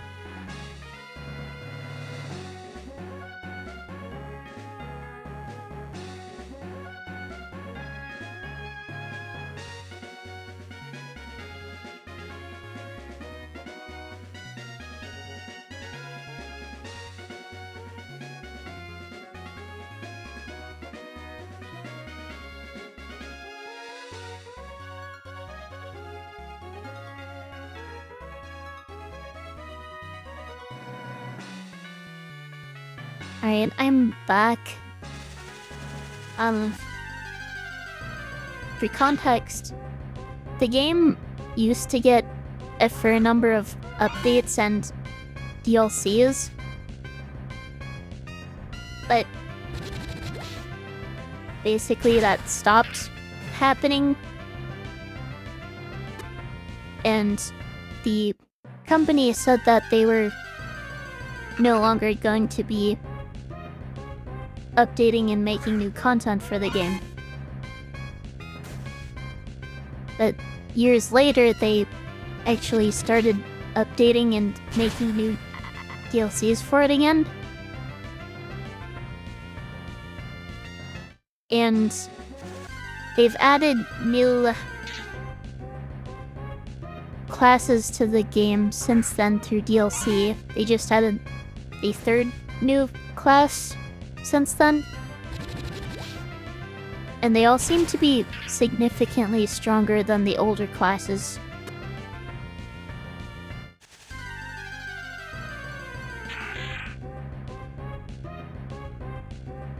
That's good news, but strange. Well, I think what ended up happening was they actually hired some of the community members who were working on mods for the game. Like, there's a whole modded version called Redux that the community was developing. And then the Redux developers ended up getting hired by the company. So now they're working on official updates.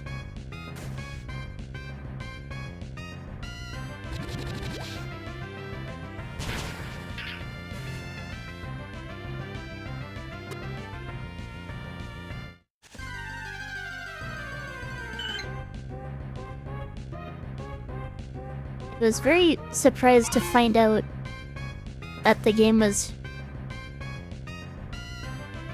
actually getting more attention.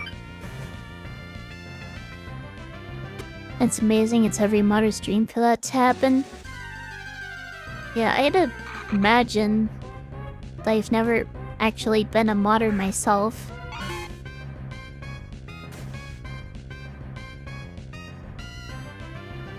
That's not like I can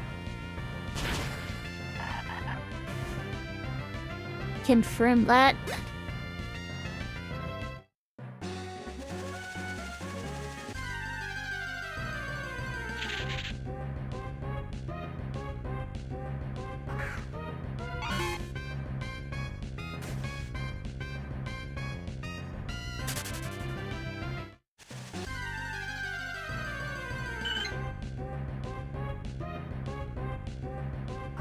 But yeah, the first of the new classes that was added was the Hermit, which ended up being the class that I beat the challenge with. Which probably isn't all that surprising. The second new class they added definitely would not be able to do the challenge just by nature of what kind of class it is, but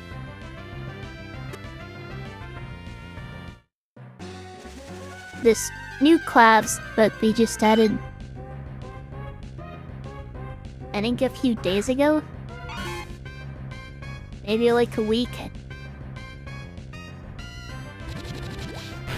I haven't fully played through the game with it yet, but it seems like it is likely to be able to do it as well.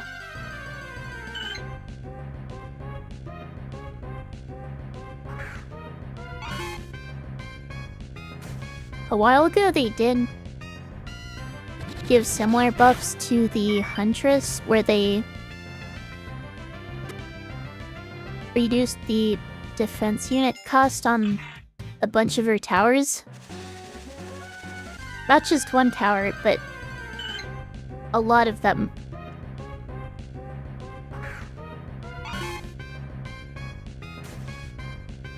So this character is much better than before. A class, I guess I should say.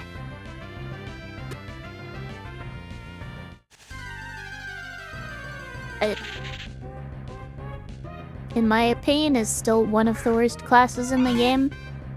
There are definitely people who would disagree with me on that.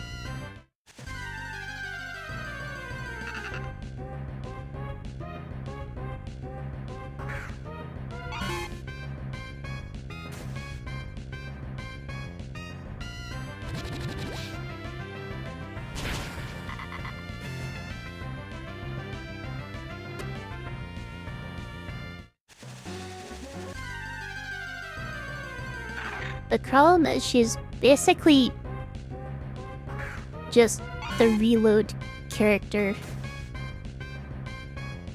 Instead of building towers, she builds traps, which have cooldowns and limited charges, and her weapons also have a reload time. So she's basically just reload the character. You'd much rather have towers than traps? I mean, I don't think that's necessarily the way to go. I don't know what I was trying to say there. There's another character who, instead of having towers, builds auras, which are basically just areas of effect that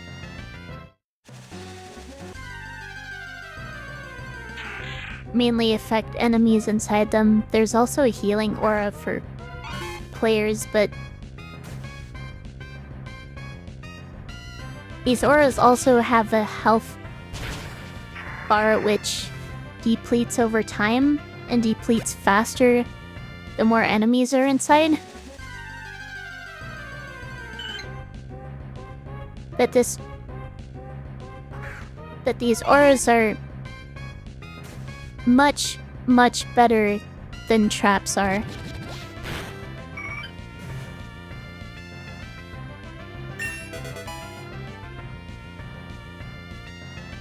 Since A, they tend to stick around more easily, B, they don't have a reload, and C, they're not stuck on the ground. They're spherical.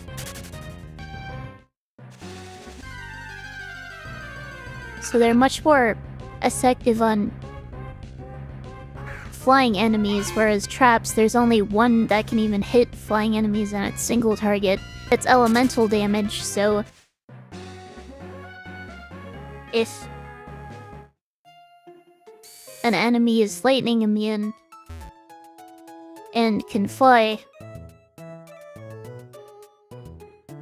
it can very easily get past the trap.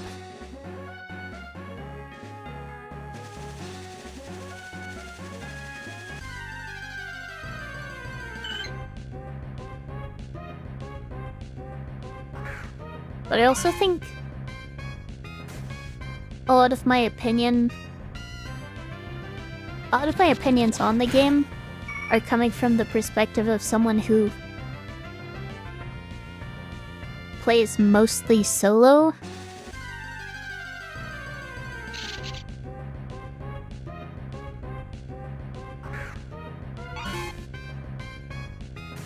Now, I've been playing the game recently.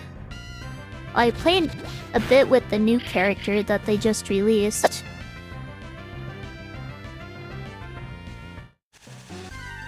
That's pretty much it.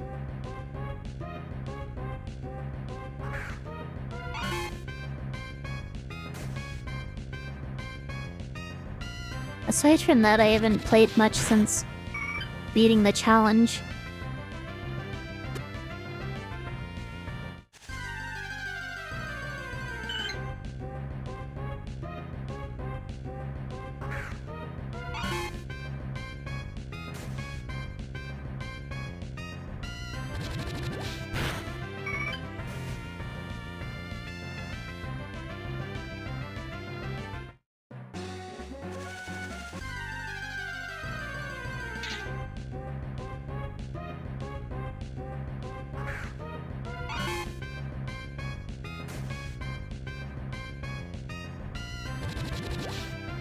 I may have forgotten to refill my water during my last break.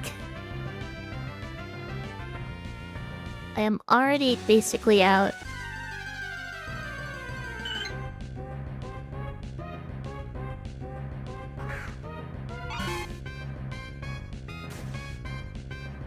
But yeah, as I said before, I was reading the patch notes right before stream, so that's kind of fresh in my mind right now.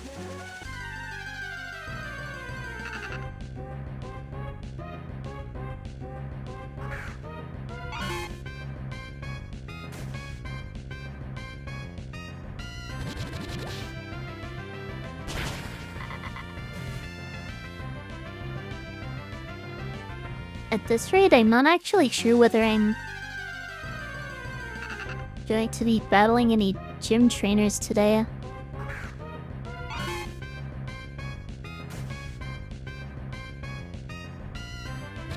Because if I get Jala up to level 41, get Ignatia up to level 42, and evolved into Cacturn,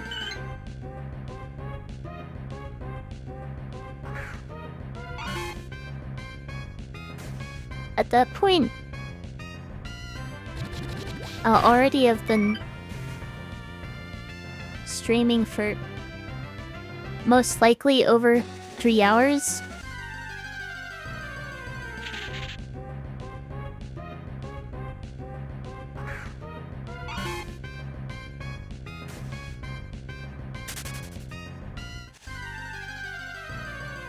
And obviously I can't evolve Jala into Weavile until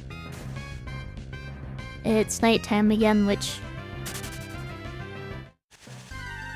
I guess I'm just gonna have to time my next PokeMMO stream for.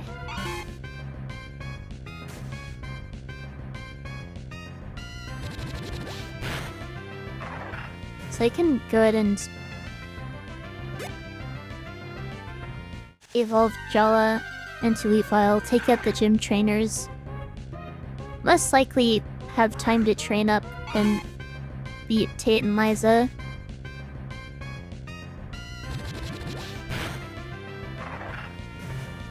Why do I aim around the 3-hour mark for streams?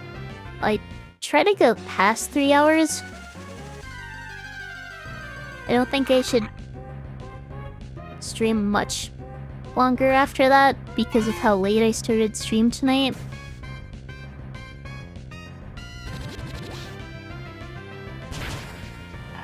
But part of it is just not wanting to burn myself out so that I have the energy to stream more frequently.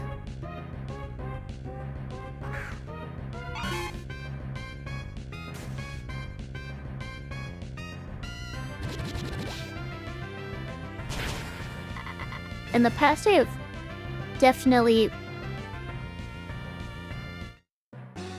done longer streams more frequently, but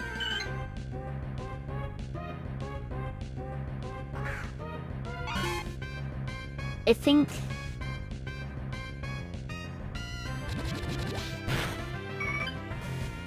it hasn't been the best for trying to manage burnout, especially when I want to try to... If I want to try to be streaming at least 3 times a week. And I definitely can't stream more than that regularly with my full-time job, but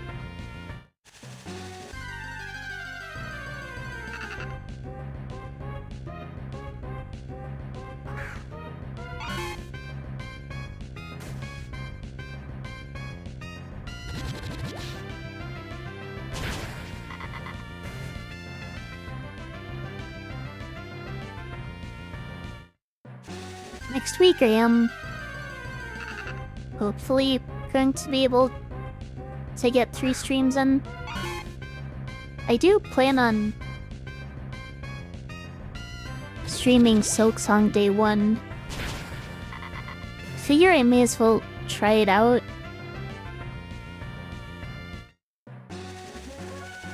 I obviously have my reservations about it, but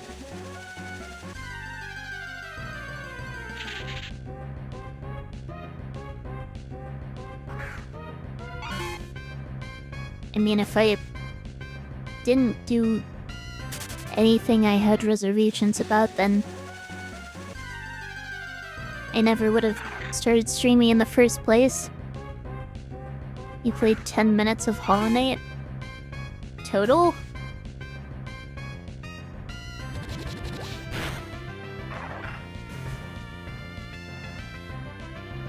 Correction, Steam says 18 minutes.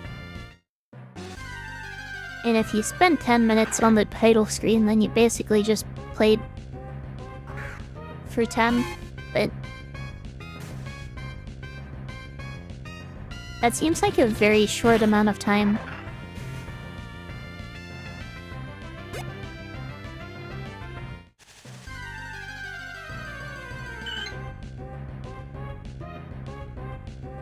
Did something about the game make you not want to play it anymore or something?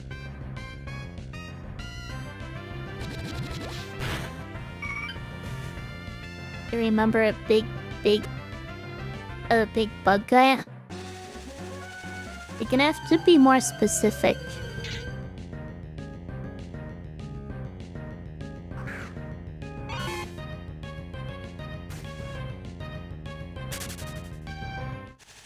I have over 100 hours in that game, and I really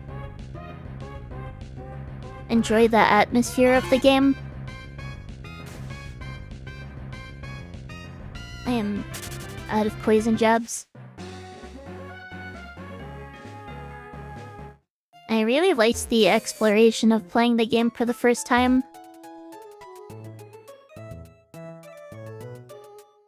And the combat feels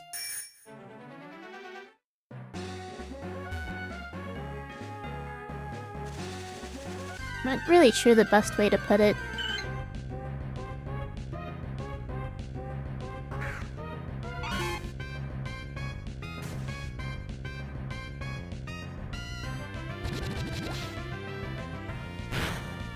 I guess simple but deep.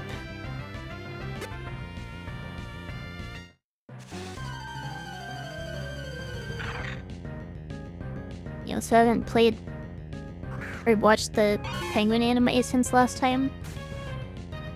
Since the grandfather episode, I take it. And I know you said you weren't a fan of that one.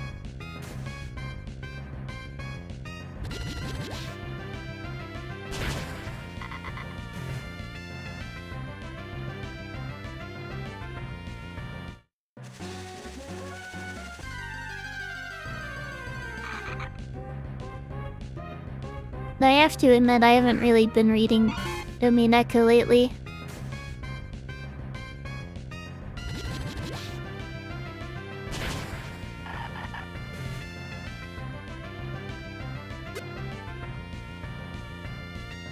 I actually don't remember whether I've mentioned this, but it looks like the next cage lock we're going to do is likely going to be Ultra Sun, Ultra Moon,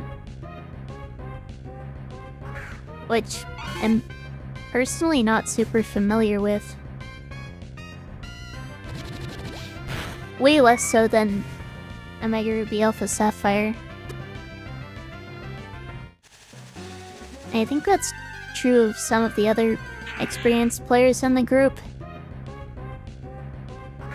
Sometimes you get into ebbs and flows, you don't like it, but sometimes you're really big into something, then the passion just dissipates. That's understandable. Sometimes you're just in the mood for something, sometimes you're not.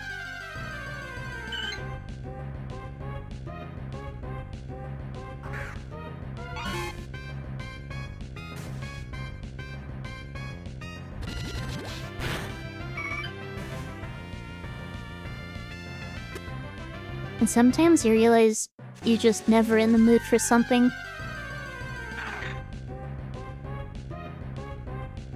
Which I guess just makes me think of, when I was trying to watch Shinsekai Yori, which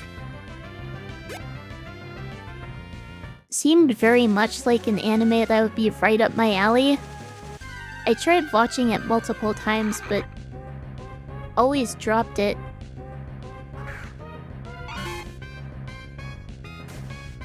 Eventually, I basically gave up trying to watch the anime and instead went back and read the light novel, since it was originally in light novel form and was adapted from that.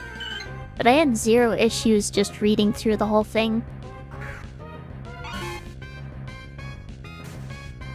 So I think just something about the anime specifically wasn't clicking with me.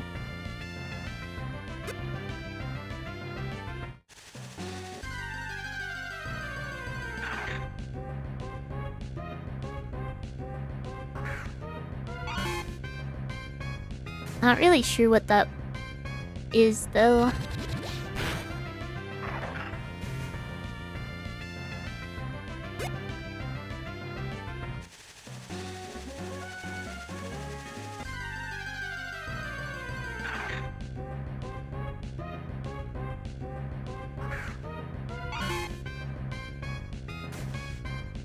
I probably should train Jala until pretty much right before level 42, since that's where I want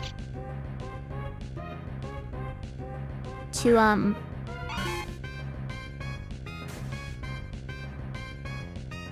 evolve him into Weavile, so that next time I can just do that right away and get straight into battling.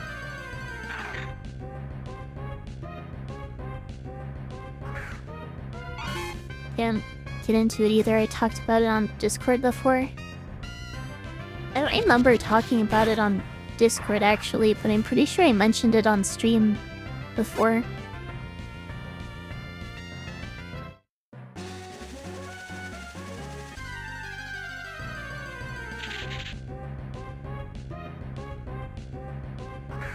Then I can just focus on leveling Ignatia to 42.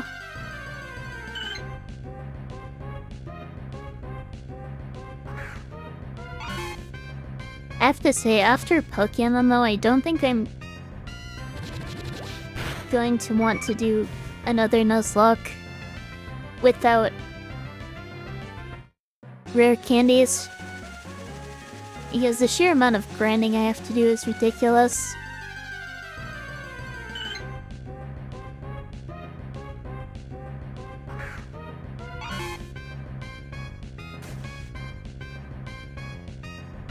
I am over 260 hours into this Nuzlocke.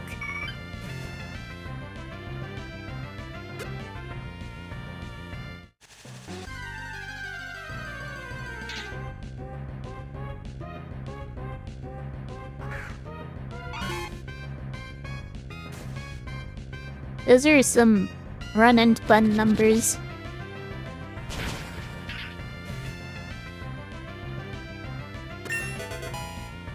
That's more hours than your childhood troll game. It's not surprising. I don't see myself ever using Snatch. PokeMMO AI is whack.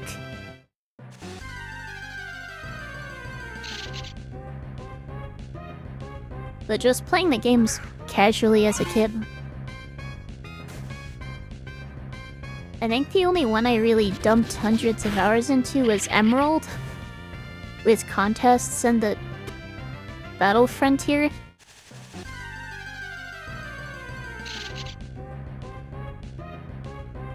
But then I don't actually know how many hours I put into it,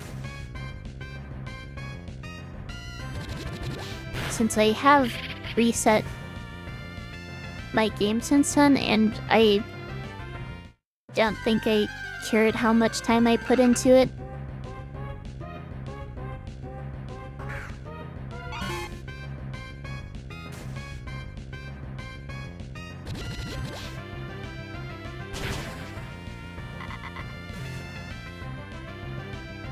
I always felt like you put in more hours in games than you actually did.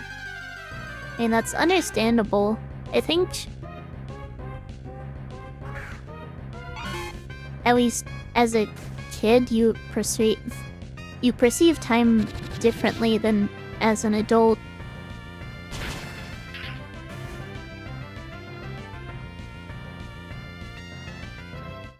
Time definitely feels like it passes more quickly now than it did then.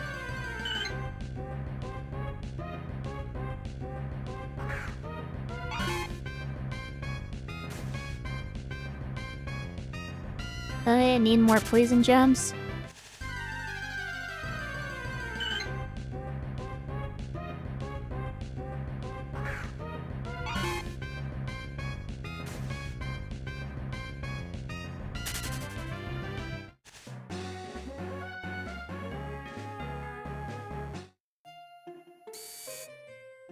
It only gets worse the older you are. But that's a shiny Breloom. I think, if I recall correctly, what elders tend to recall as being the middle of their lives is actually their 20s.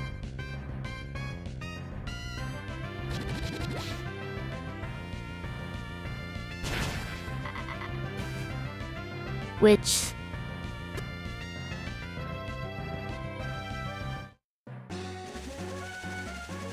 unless you're still a teenager, that probably makes you feel old.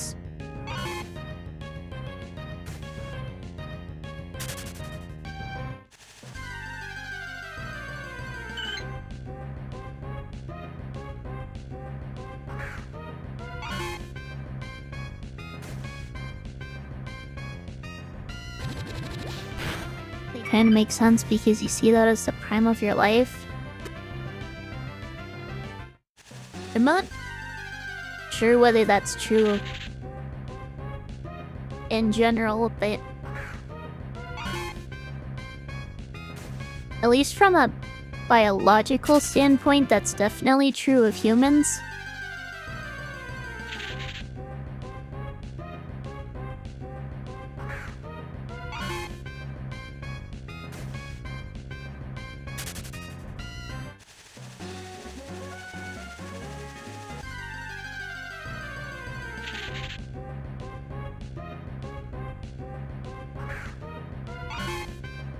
Maybe once I start getting in the upper 20s, I'll change my mind. Then maybe.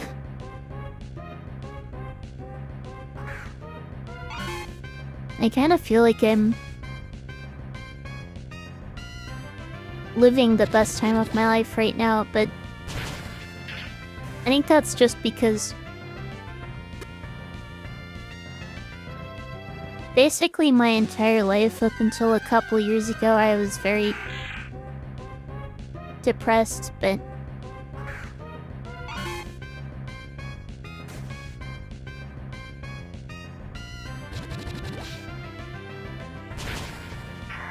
I don't really like speaking in generalities since I know different people are going to have very different experiences.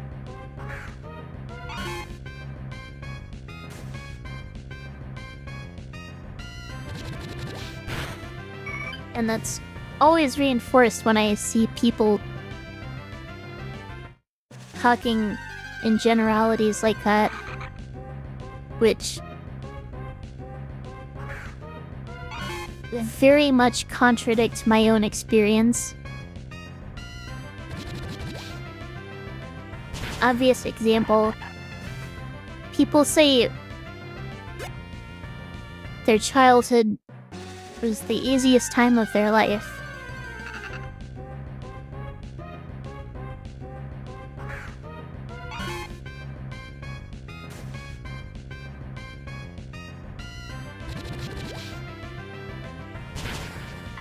And a lot of people miss childhood.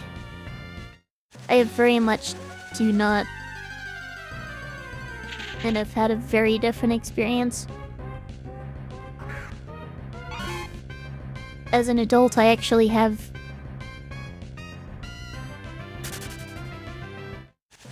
the freedom to find my own happiness, I guess is the best way to put it.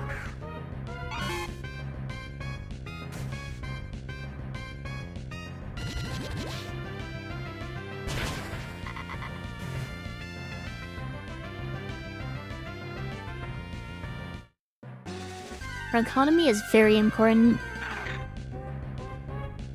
I think that's a big thing that people are missing when they say things like that.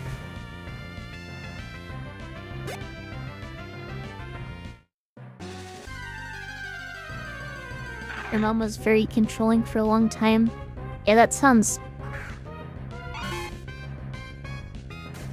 not fun. I did not put that nearly as well as I can have. You love how much freedom you have as an adult compared to being a child. Yeah, I 100% agree with that.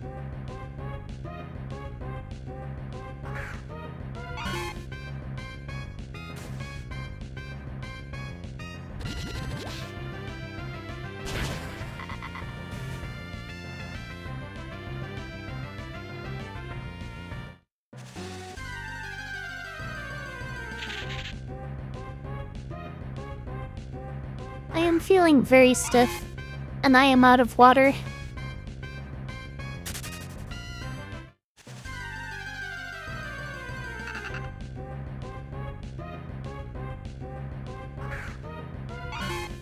I am very sad I forgot to refill it on the last ad break.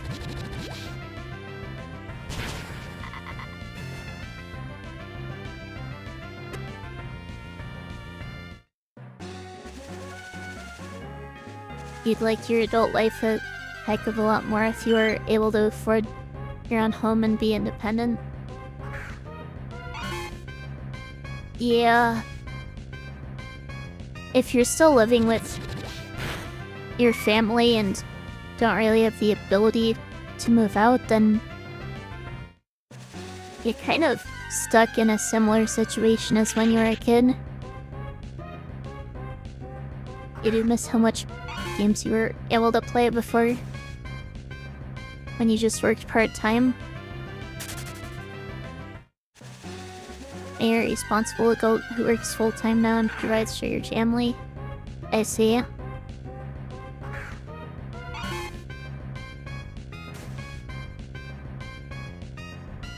Sometimes it does feel like I have less time for games. But other times, I feel like I have more time. I think it just is incidental of whatever else is going on.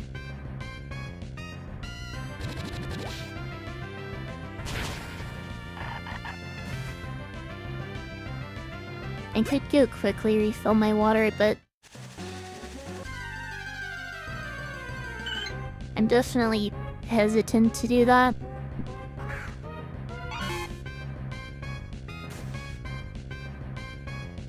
I figure it's my own fault if I forgot to do it before.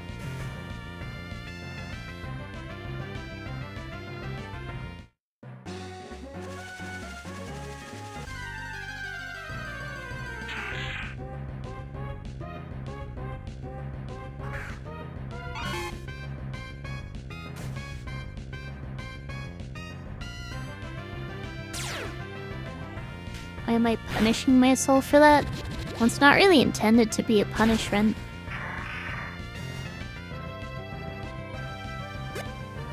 I just feel bad if I need to, or if I end up taking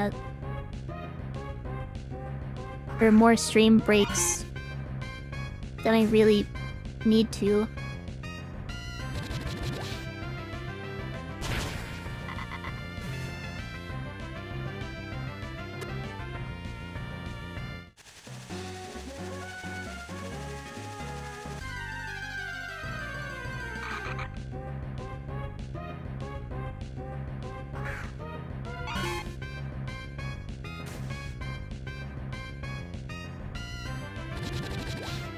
I am about to run out of poison jabs. I should make sure I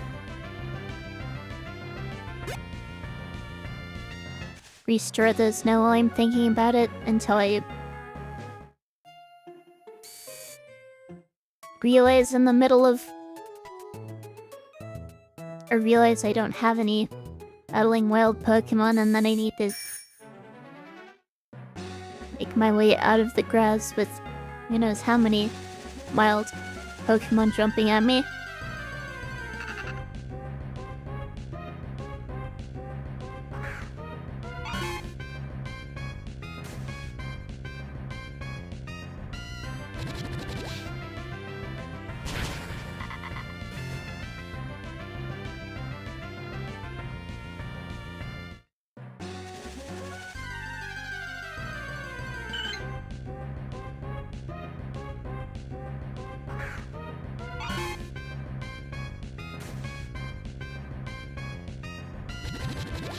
I guess it is one thing to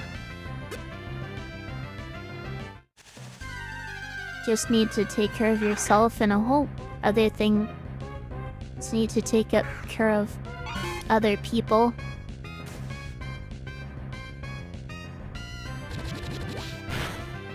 Honestly, that's part of the reason I can't see myself ever being a parent. I also just know I would not be good at it, in all honesty. Especially considering how easy it is to mess it up.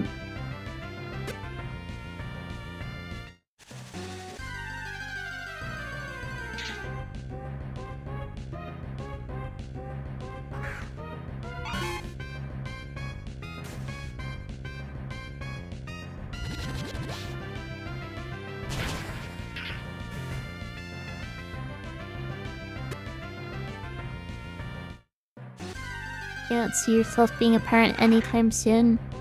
At any time in the far future? Yeah, I feel that. I don't think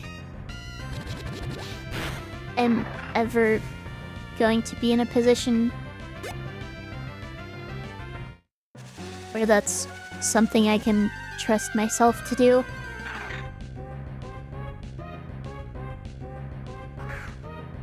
Considering I already struggle with anxiety and burnout. That's the heart of why I struggled as a kid, and why it's hard for me to do things I want to do as an adult. And adding kids into the equation just seems like a disaster waiting to happen.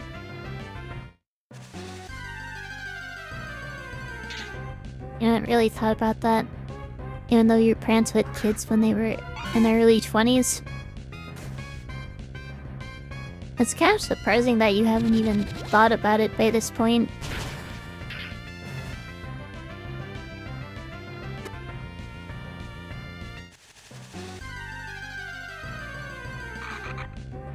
Growing up, I thought, oh, there's no way I'd ever want to be a parent. And then I got to the point where I considered it. Maybe it would be nice to have the kid. But then later I went back and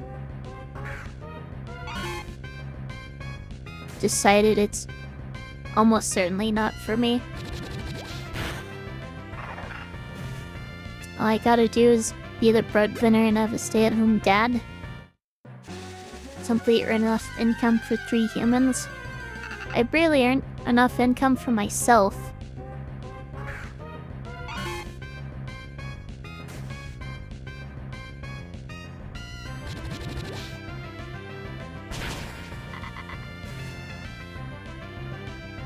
Finding good jobs is not easy, as I'm sure you're well aware of since you've been job hunting.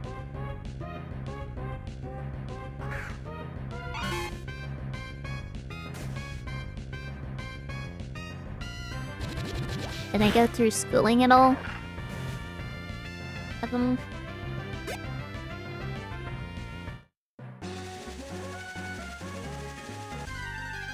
I think going into that is potentially revealing more information than I'm comfortable with.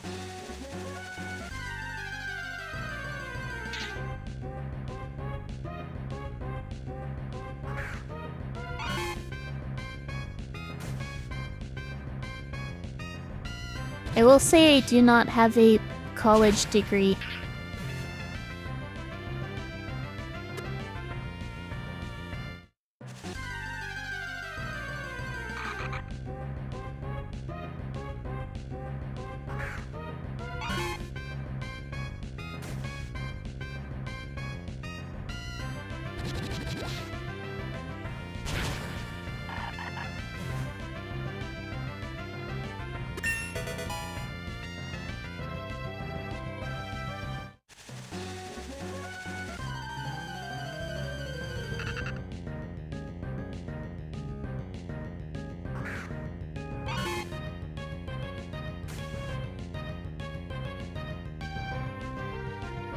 Whatever. I know it's a special move and only 95% accurate, but I guess that worked.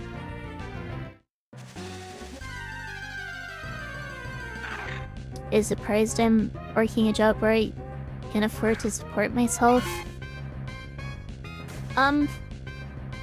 There are absolutely jobs that are good that don't require college degrees. I wouldn't really call my job good. It's more not bad.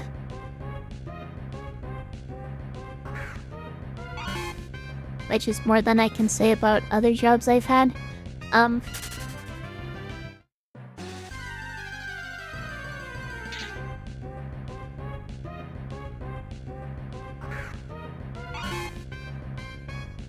Killing 3 Pokemon give the XP of a single Zangoose. Well, they are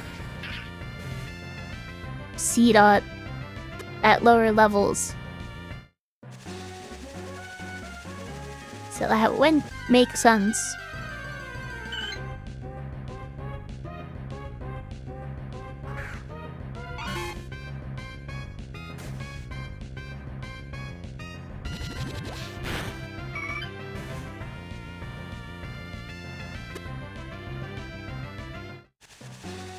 I'm level 41 now, so I definitely need to pay more attention to my experience bar.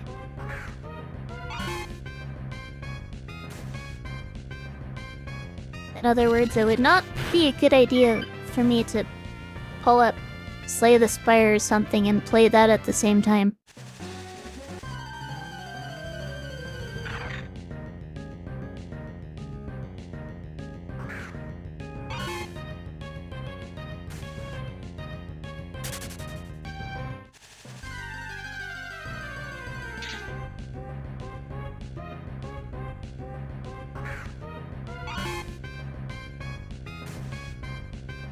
I do have to wonder how difficult it'll be to train up Cacnea.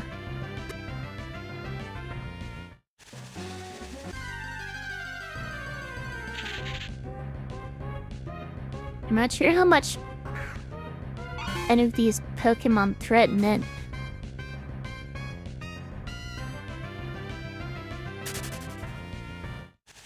The level difference is obviously big, but Cacnea is... oh, Cacnea.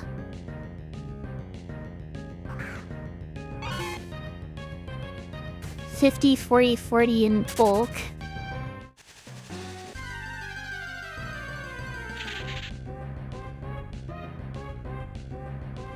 Yes.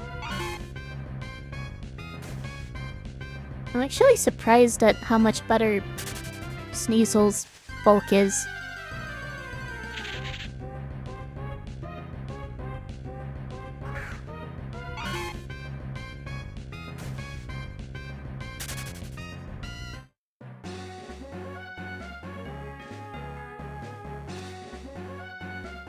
I guess Sneasel's damage isn't that much higher.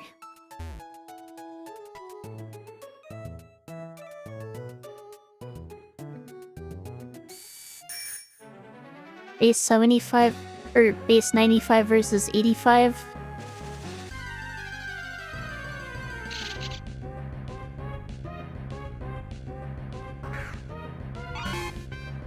He used Weavile and Sun and Moon. It didn't feel bulky at all. Well, Weavile is very much a glass cannon. It's just Cacnea is that much weaker.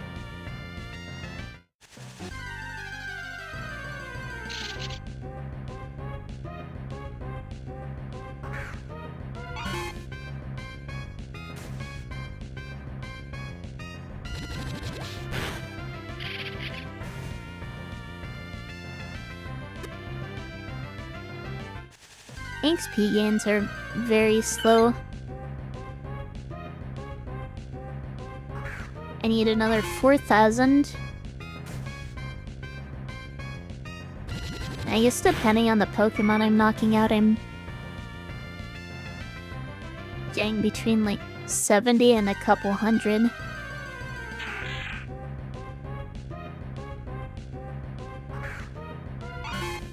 I thought I was talking about Sneasel. Well, I think in comparison to Cacnea, Sneasel is significantly more bulky. But that is definitely not saying much. Okay, what do I even get rid of here? Feint Attack?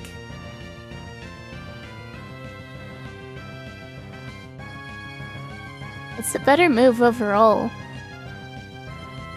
But I'm currently training up for doubles, and Assurance is going to be better for doubles.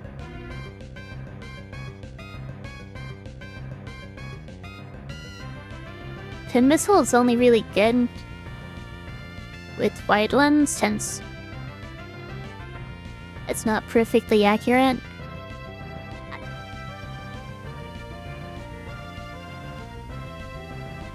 I guess taking Wide Lens isn't a big deal.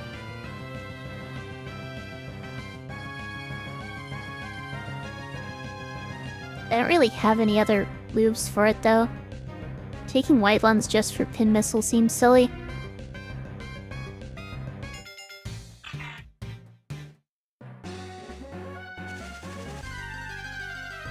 I think he's gonna get outsped by the rocks. Well, Assurance is only follow up.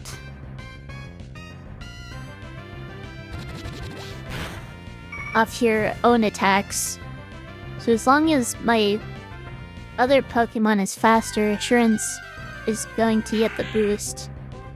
Assuming they're attacking the same target. But also, Tay and Liza don't just have Slowrock and Lunatone, they also have Claydol, Xatu, and they gave them a Grumpig in this game as well.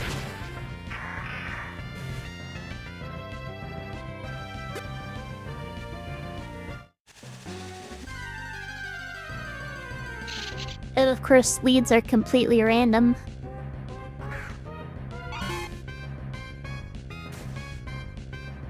So I can't even prepare for a specific lead.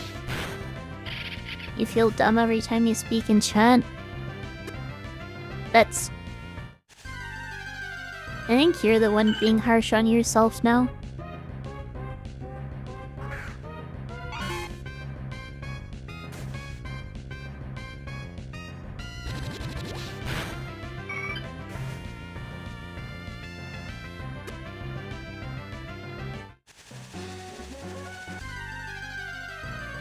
In Ruby and Sapphire, all they have are Solrock and Lunatone.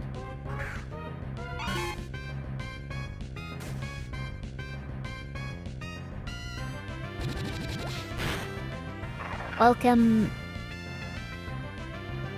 Oh, how do you pronounce that? Chomage or something?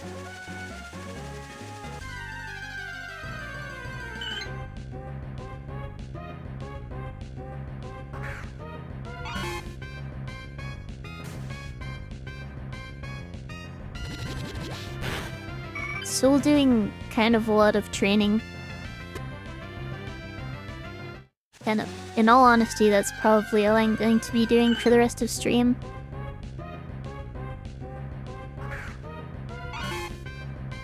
It's French pronunciation. I'm not super familiar with French, to be honest. Chômage? Maybe.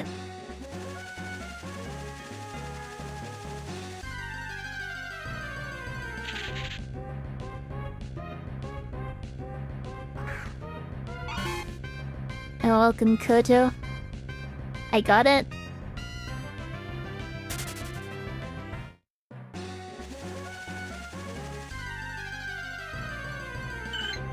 He never understood why Nidoran and Solrock were in different types. Well, they're...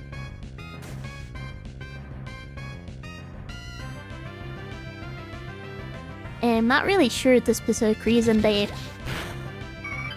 made them the same typing. They're obviously meant to be counterparts to each other. And they have one being physical and one being special to distinguish them from a mechanical standpoint. But they definitely could be more different from each other than they are.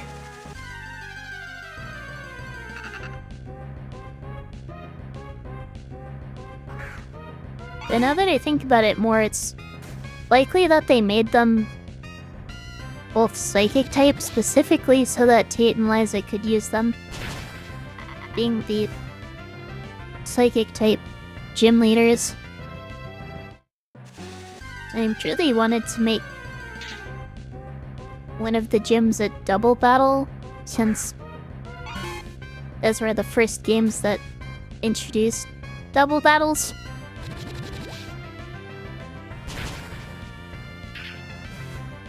That's probably the reason.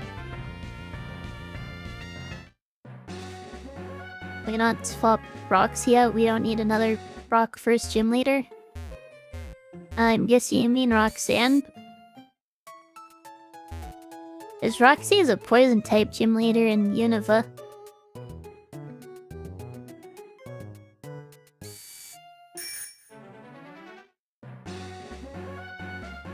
But yeah, having another rock type gym right off the bat definitely felt redundant.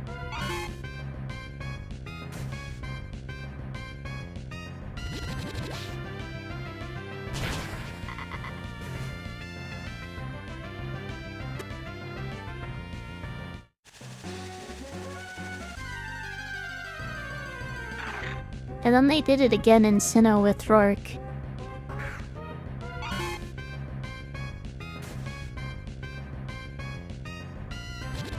Ads are playing in 1 minute, so I'm going to take a break at that point. I do really need to refill my water.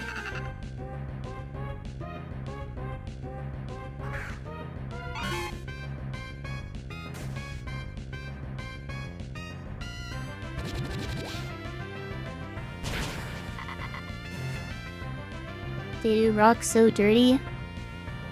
Yeah, it seems like a lot of rock types are just way too slow. I mean, there are fast ones, like Aerodactyl. Aerodactyl's really fast.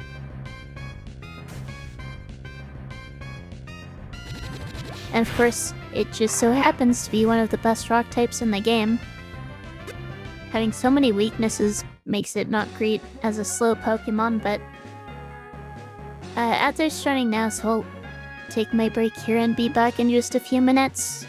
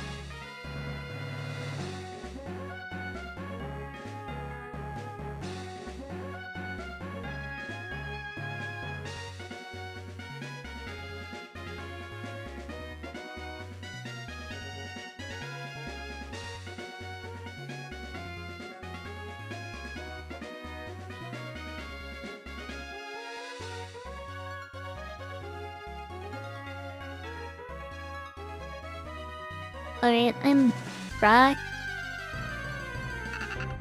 I should probably go ahead and put Razor Claw on Jella and just train up Cacturn at this point. Only Birdkeeper Lance uses Aerodactyl. I haven't really thought about it. But I can't really think of any other NPC who uses Aerodactyl.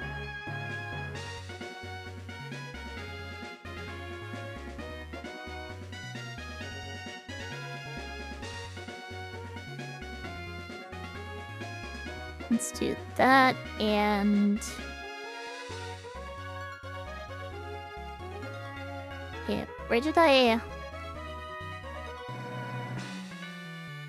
It's a miracle seed.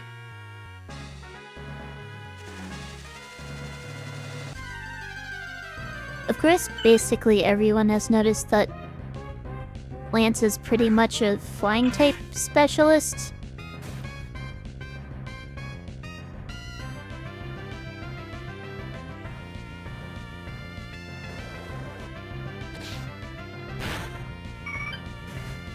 Okay, I can at least Oko Swablu with Ignatia.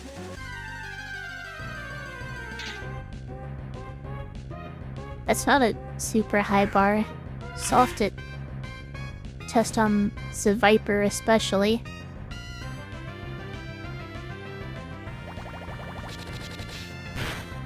Someone called Gold Version Lance Birdkeeper Lance and it stuck with you. Understandable.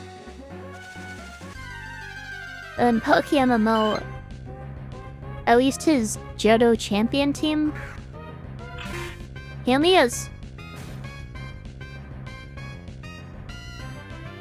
Wait, how many flying types does he have?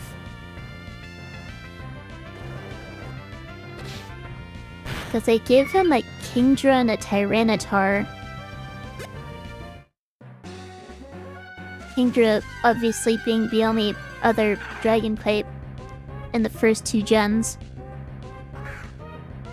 Sorry, only fully evolved dragon type aside from Dragonite.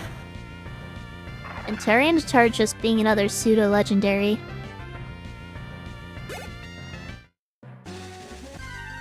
He still has Aerodactyl.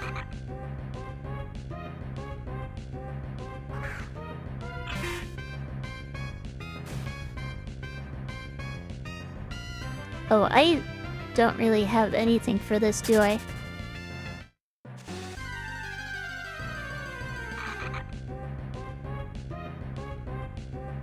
Why the heck does he have his cousin's ace and a freaking Tyranitar? Did he beat up Bruno and take his? Well, Bruno doesn't have a Tyranitar. Wait, does Bruno ever have a Tyranitar? Like in the Pokemon World Tournament or something?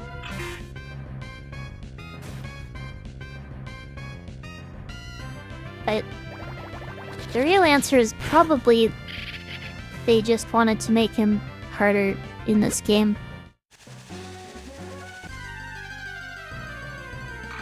Oh yeah, he has a Steelix. He also has a Steelix.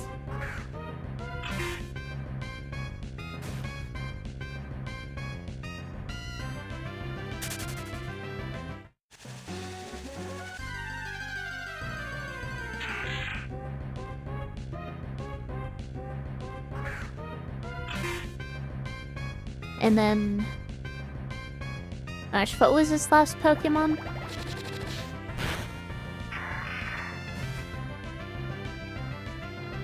I think it might have been Gyarados or Charizard.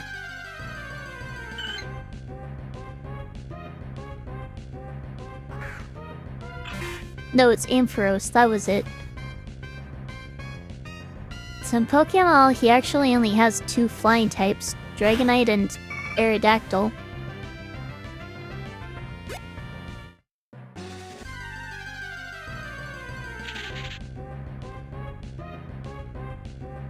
But another Elite Four member that... Alright, hopefully this is enough to one-shot. Another Elite Four member that just has a full team of 1 type that isn't their specialty is Agatha with poison types. And you only have 2 dragons in this game. And I guess they could have just given him a dragon from a later generation to make him more of a specialist.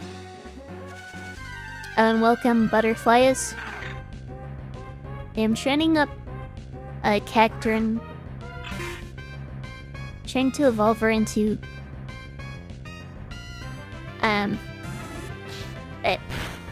training a Cacnea into Cacturn at level 42.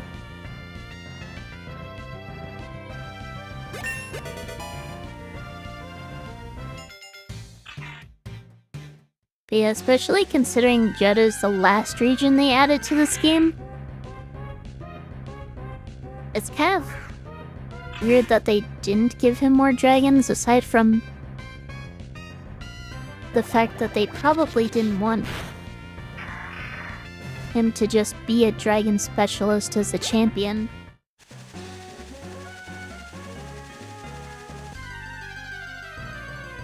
Then again, they do have a type specialist champion in this game in Wallace, because they actually have the champion as Wallace in this game. They didn't make it Steven, which I was surprised to find out.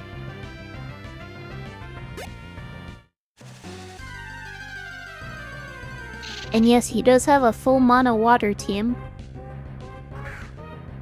which is strange after 1.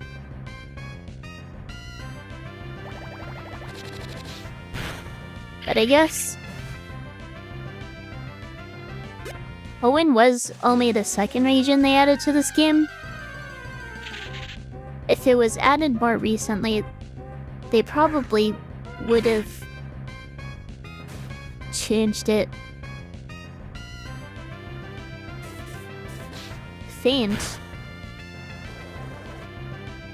I guess Feint is a priority move, isn't it? Or is it? I failed my sucker punch. Now I'm paralyzed. Well, this is actually not great.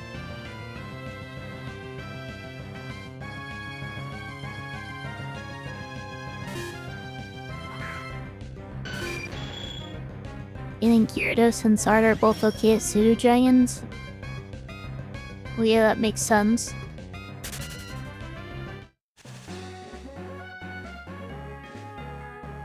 And there's Dragonite and Dragonair, not sure what else you'd give them. I mean, Kingdra just makes sense. If you want a dragon specialist, you may as well give him more dragons. It might be Claire's ace, but I mean, that's kind of on them for putting 2 dragon specialists in a game with only 2 fully evolved dragon types.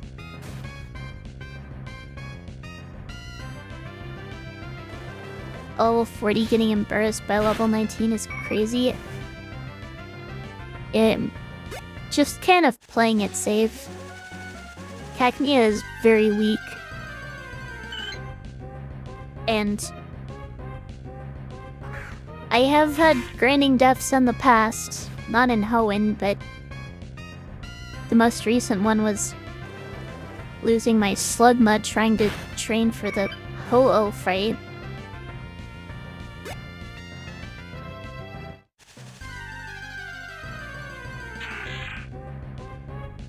You really don't like the idea of taking Claire's ace because it kind of erases her entire identity? And there isn't really a better solution, I don't think, aside from, again, not having 2 dragon type specialists in a game with only 2 fully evolved dragon types.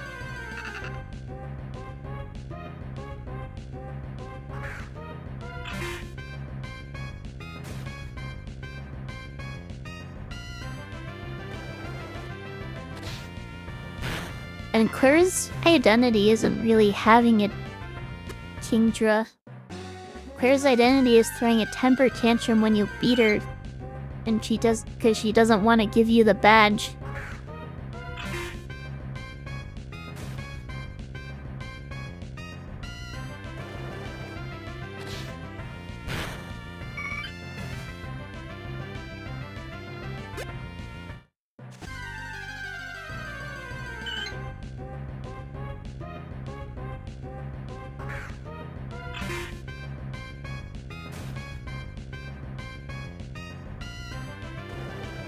No, it's not, because Whitney does it in the same game earlier than her too. I mean, yeah, but at least Whitney gives it to you right away. Like, you just take a couple steps and then she gives it to you. Claire makes you jump through all these hoops. And by hoops, I mean whirlpools in the dragon's den.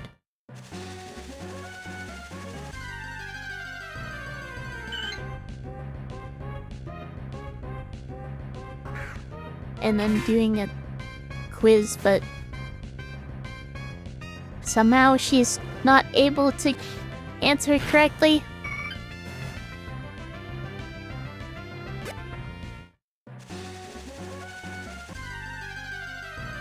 I think the fact that multiple gym leaders do it is just kind of a reflection of the Johto League as a whole.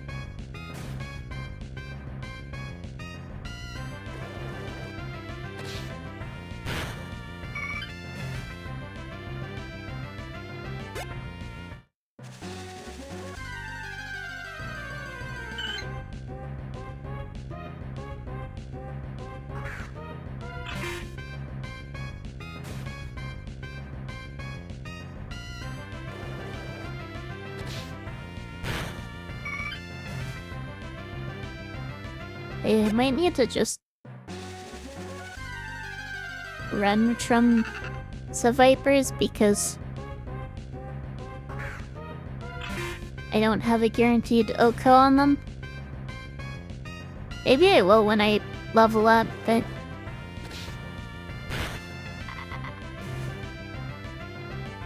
I guess we'll have to see when I get to that point.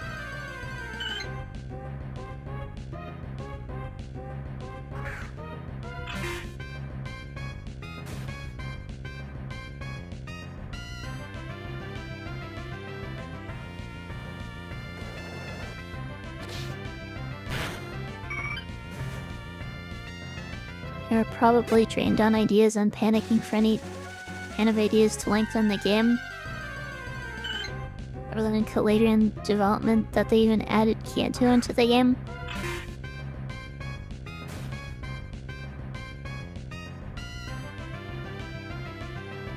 I mean, maybe?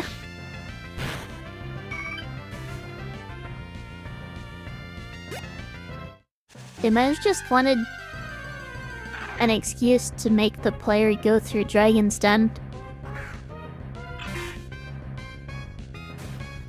instead of just having it there as an optional area.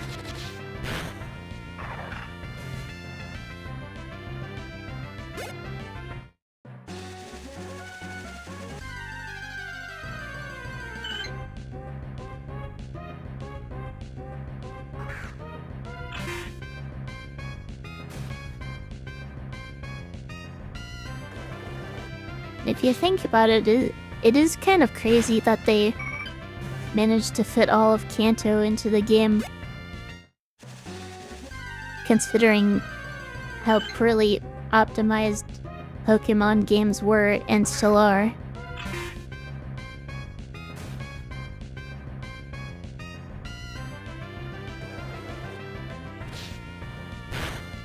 They were not using the Game Boy Color's cartridge storage efficiently.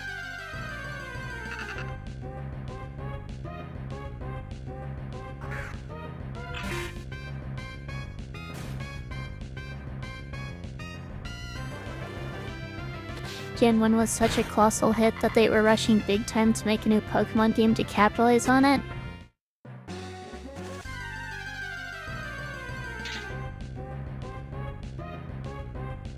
Well, yeah, players are going to explore, or at least some players are. Definitely not all, but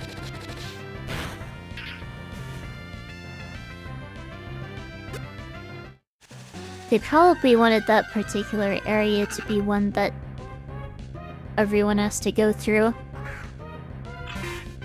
It's so sad Gen 3 didn't have you going back into older regions, and it's understandable. Gen 2 was originally going to be the last generation when they made those games.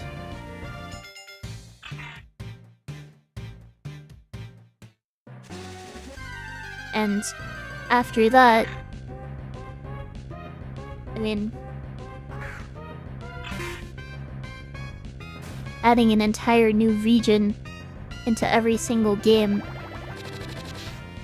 on top of what's already been done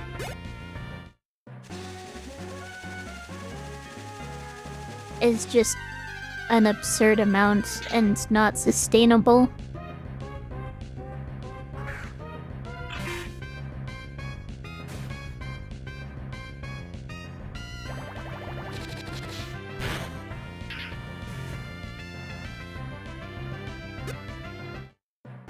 But I guess that's kind of what happened with Exit, isn't it?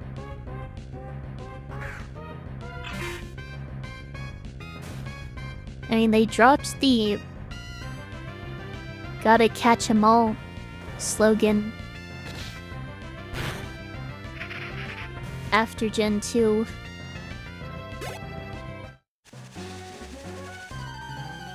But aside from Gen 3, they had every Pokemon transferable up for a surprisingly long time. Can't escape.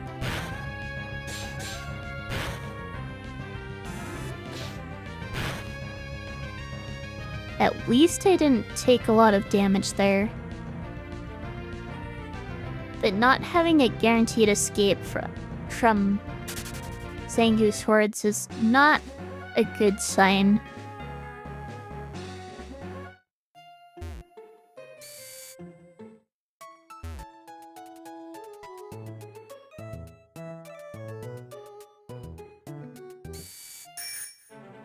It's possible that I was taking an unnecessary risk there. I probably was taking an unnecessary risk there, not switching to Skarmory after failing the first time.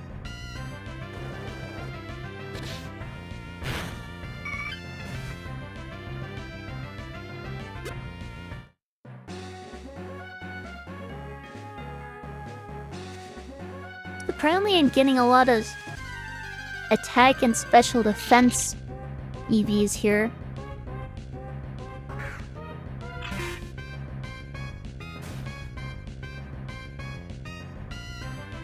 Which I think is actually good considering I'm about to be up against Tate and Liza. I had a ton more game space to work with though. Plus I got the entirety of the Sevi Islands into Fire Red Leaf Green. Well, the Sevi Islands aren't as big as adding both Kanto and Johto, is it?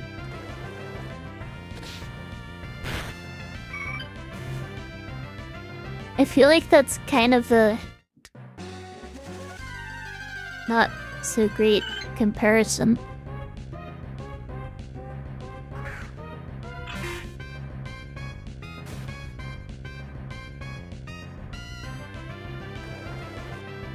And it's not just about space, it's also just a lot of work they would be putting into it. Especially making it feel fresh. Which they didn't even do a good job of with Kanto in the Johto games. Yeah, there are some changes. But it also doesn't feel like there's much there.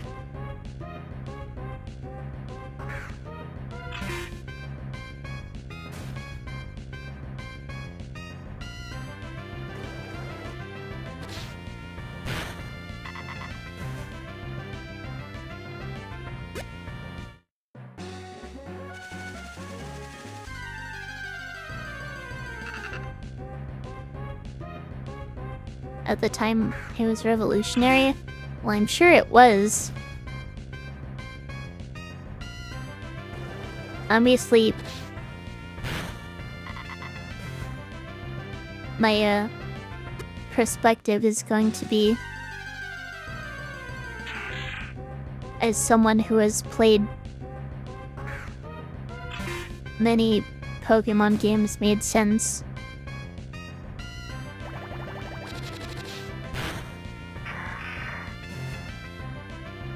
I did not play Gen 2 when they were first released. In fact, I've never actually played a Gen 2 game. I only ever played Soul Silver.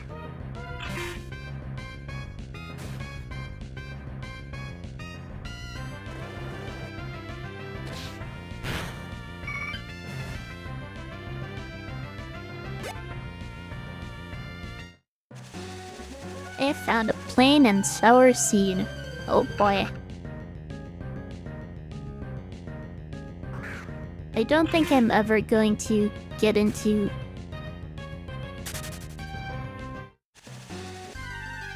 berry planting in this game. They made it way different from the originals.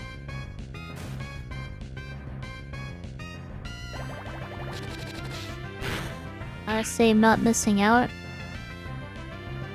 Well, Tricolored Silver is regarded as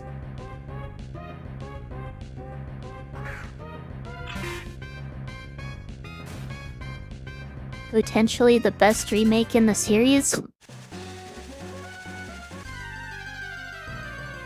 Aside from maybe Fire Red Leaf Green. I don't think there's any, or at least not much of a reason to play the originals over the remakes. Unlike something like Brilliant Diamond Shining Pearl, where there isn't much reason to play the remakes over Platinum. Platinum was kind of a better remake of Diamond and Pearl than Brilliant Diamond Shining Pearl were.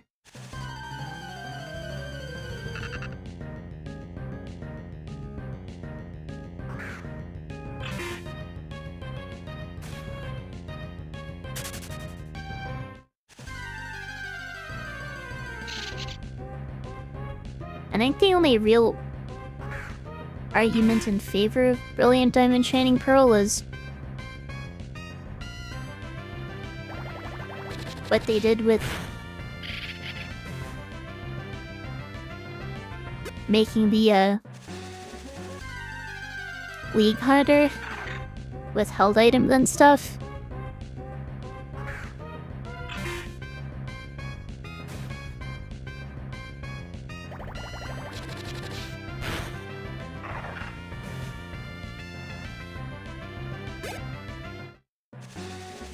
I guess if you're super into the fairy type,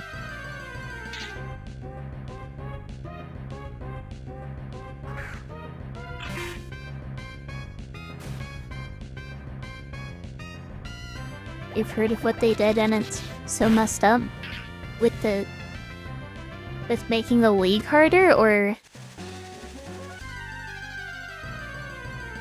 with the remakes in general.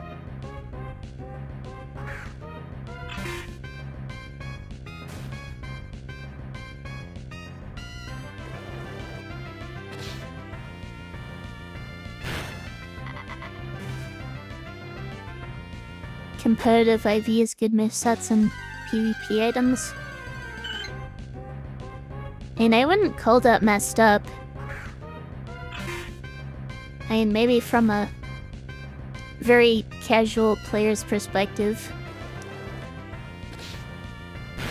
who just wants to mash A with their starter through the whole game.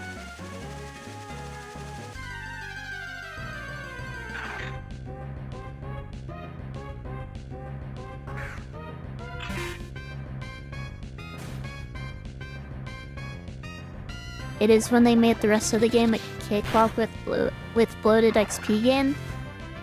Well, it is. If they did give bloated XP gain, then wouldn't your team be over-leveled at that point anyway?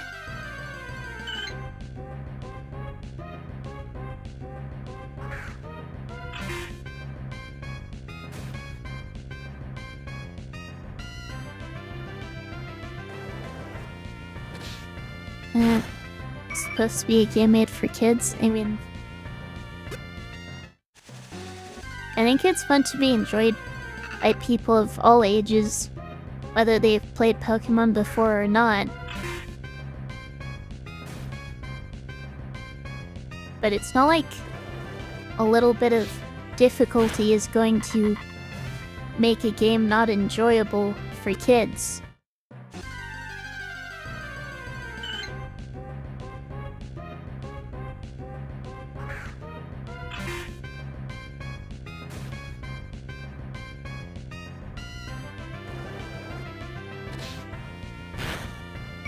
I mean, they certainly didn't hold back with things like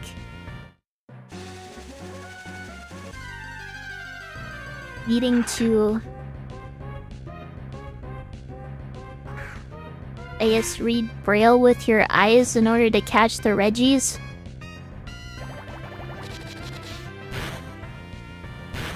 Something like that seems way more evil than making a difficult champion fight.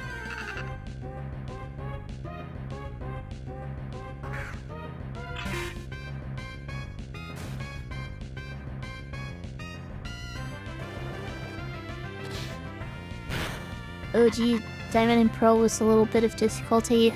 Seems like this was more than a little difficulty curve. I mean,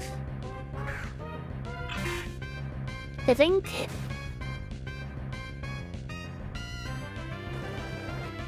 having a massive difficulty spike can be jarring.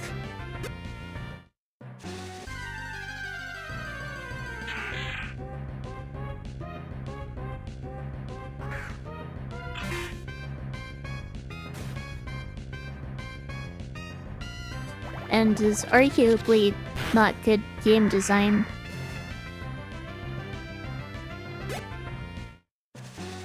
I don't think making it difficult in itself is a bad thing.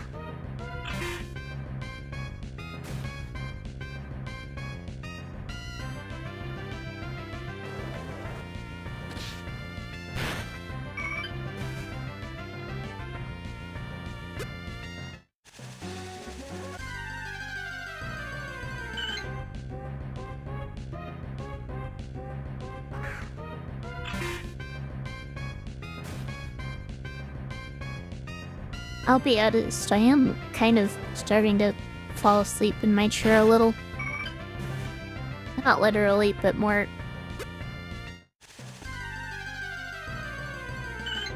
like I'm having trouble focusing.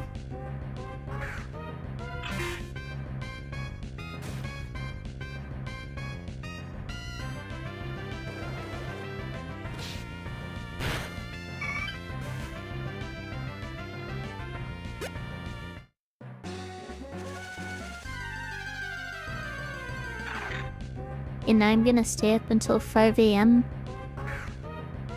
The only time I've stayed up until 5 AM recently was last night because I was playing games with friends.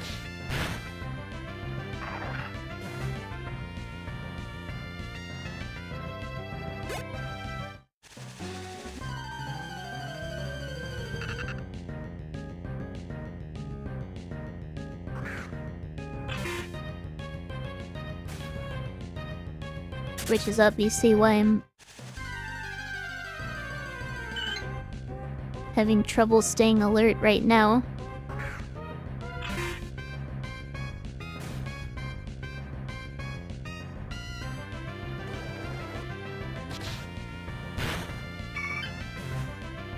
And should I just go ahead and raid out now, or do I evolve Ignatia first?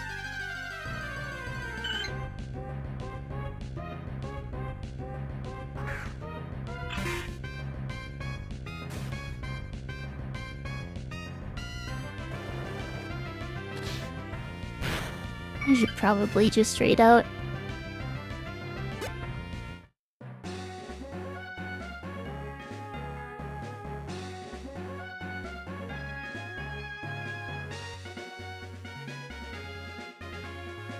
I could raid Kazu again. I could raid Blue. I'll go ahead and raid Blue.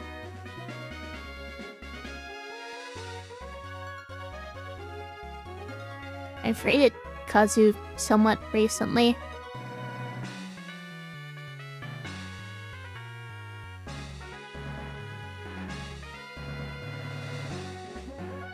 Before I leave, I looked up a recipe for Matar Paneer.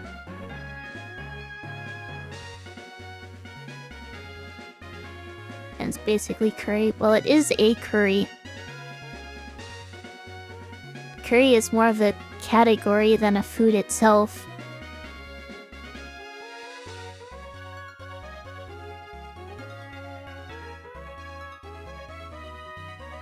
But yeah, I'm gonna go ahead and read out to Blue. Next stream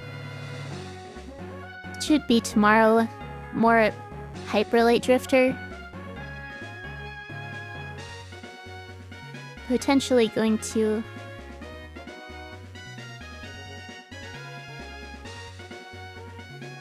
Well, I guess I have a fairly plausible chance of actually beating the challenge.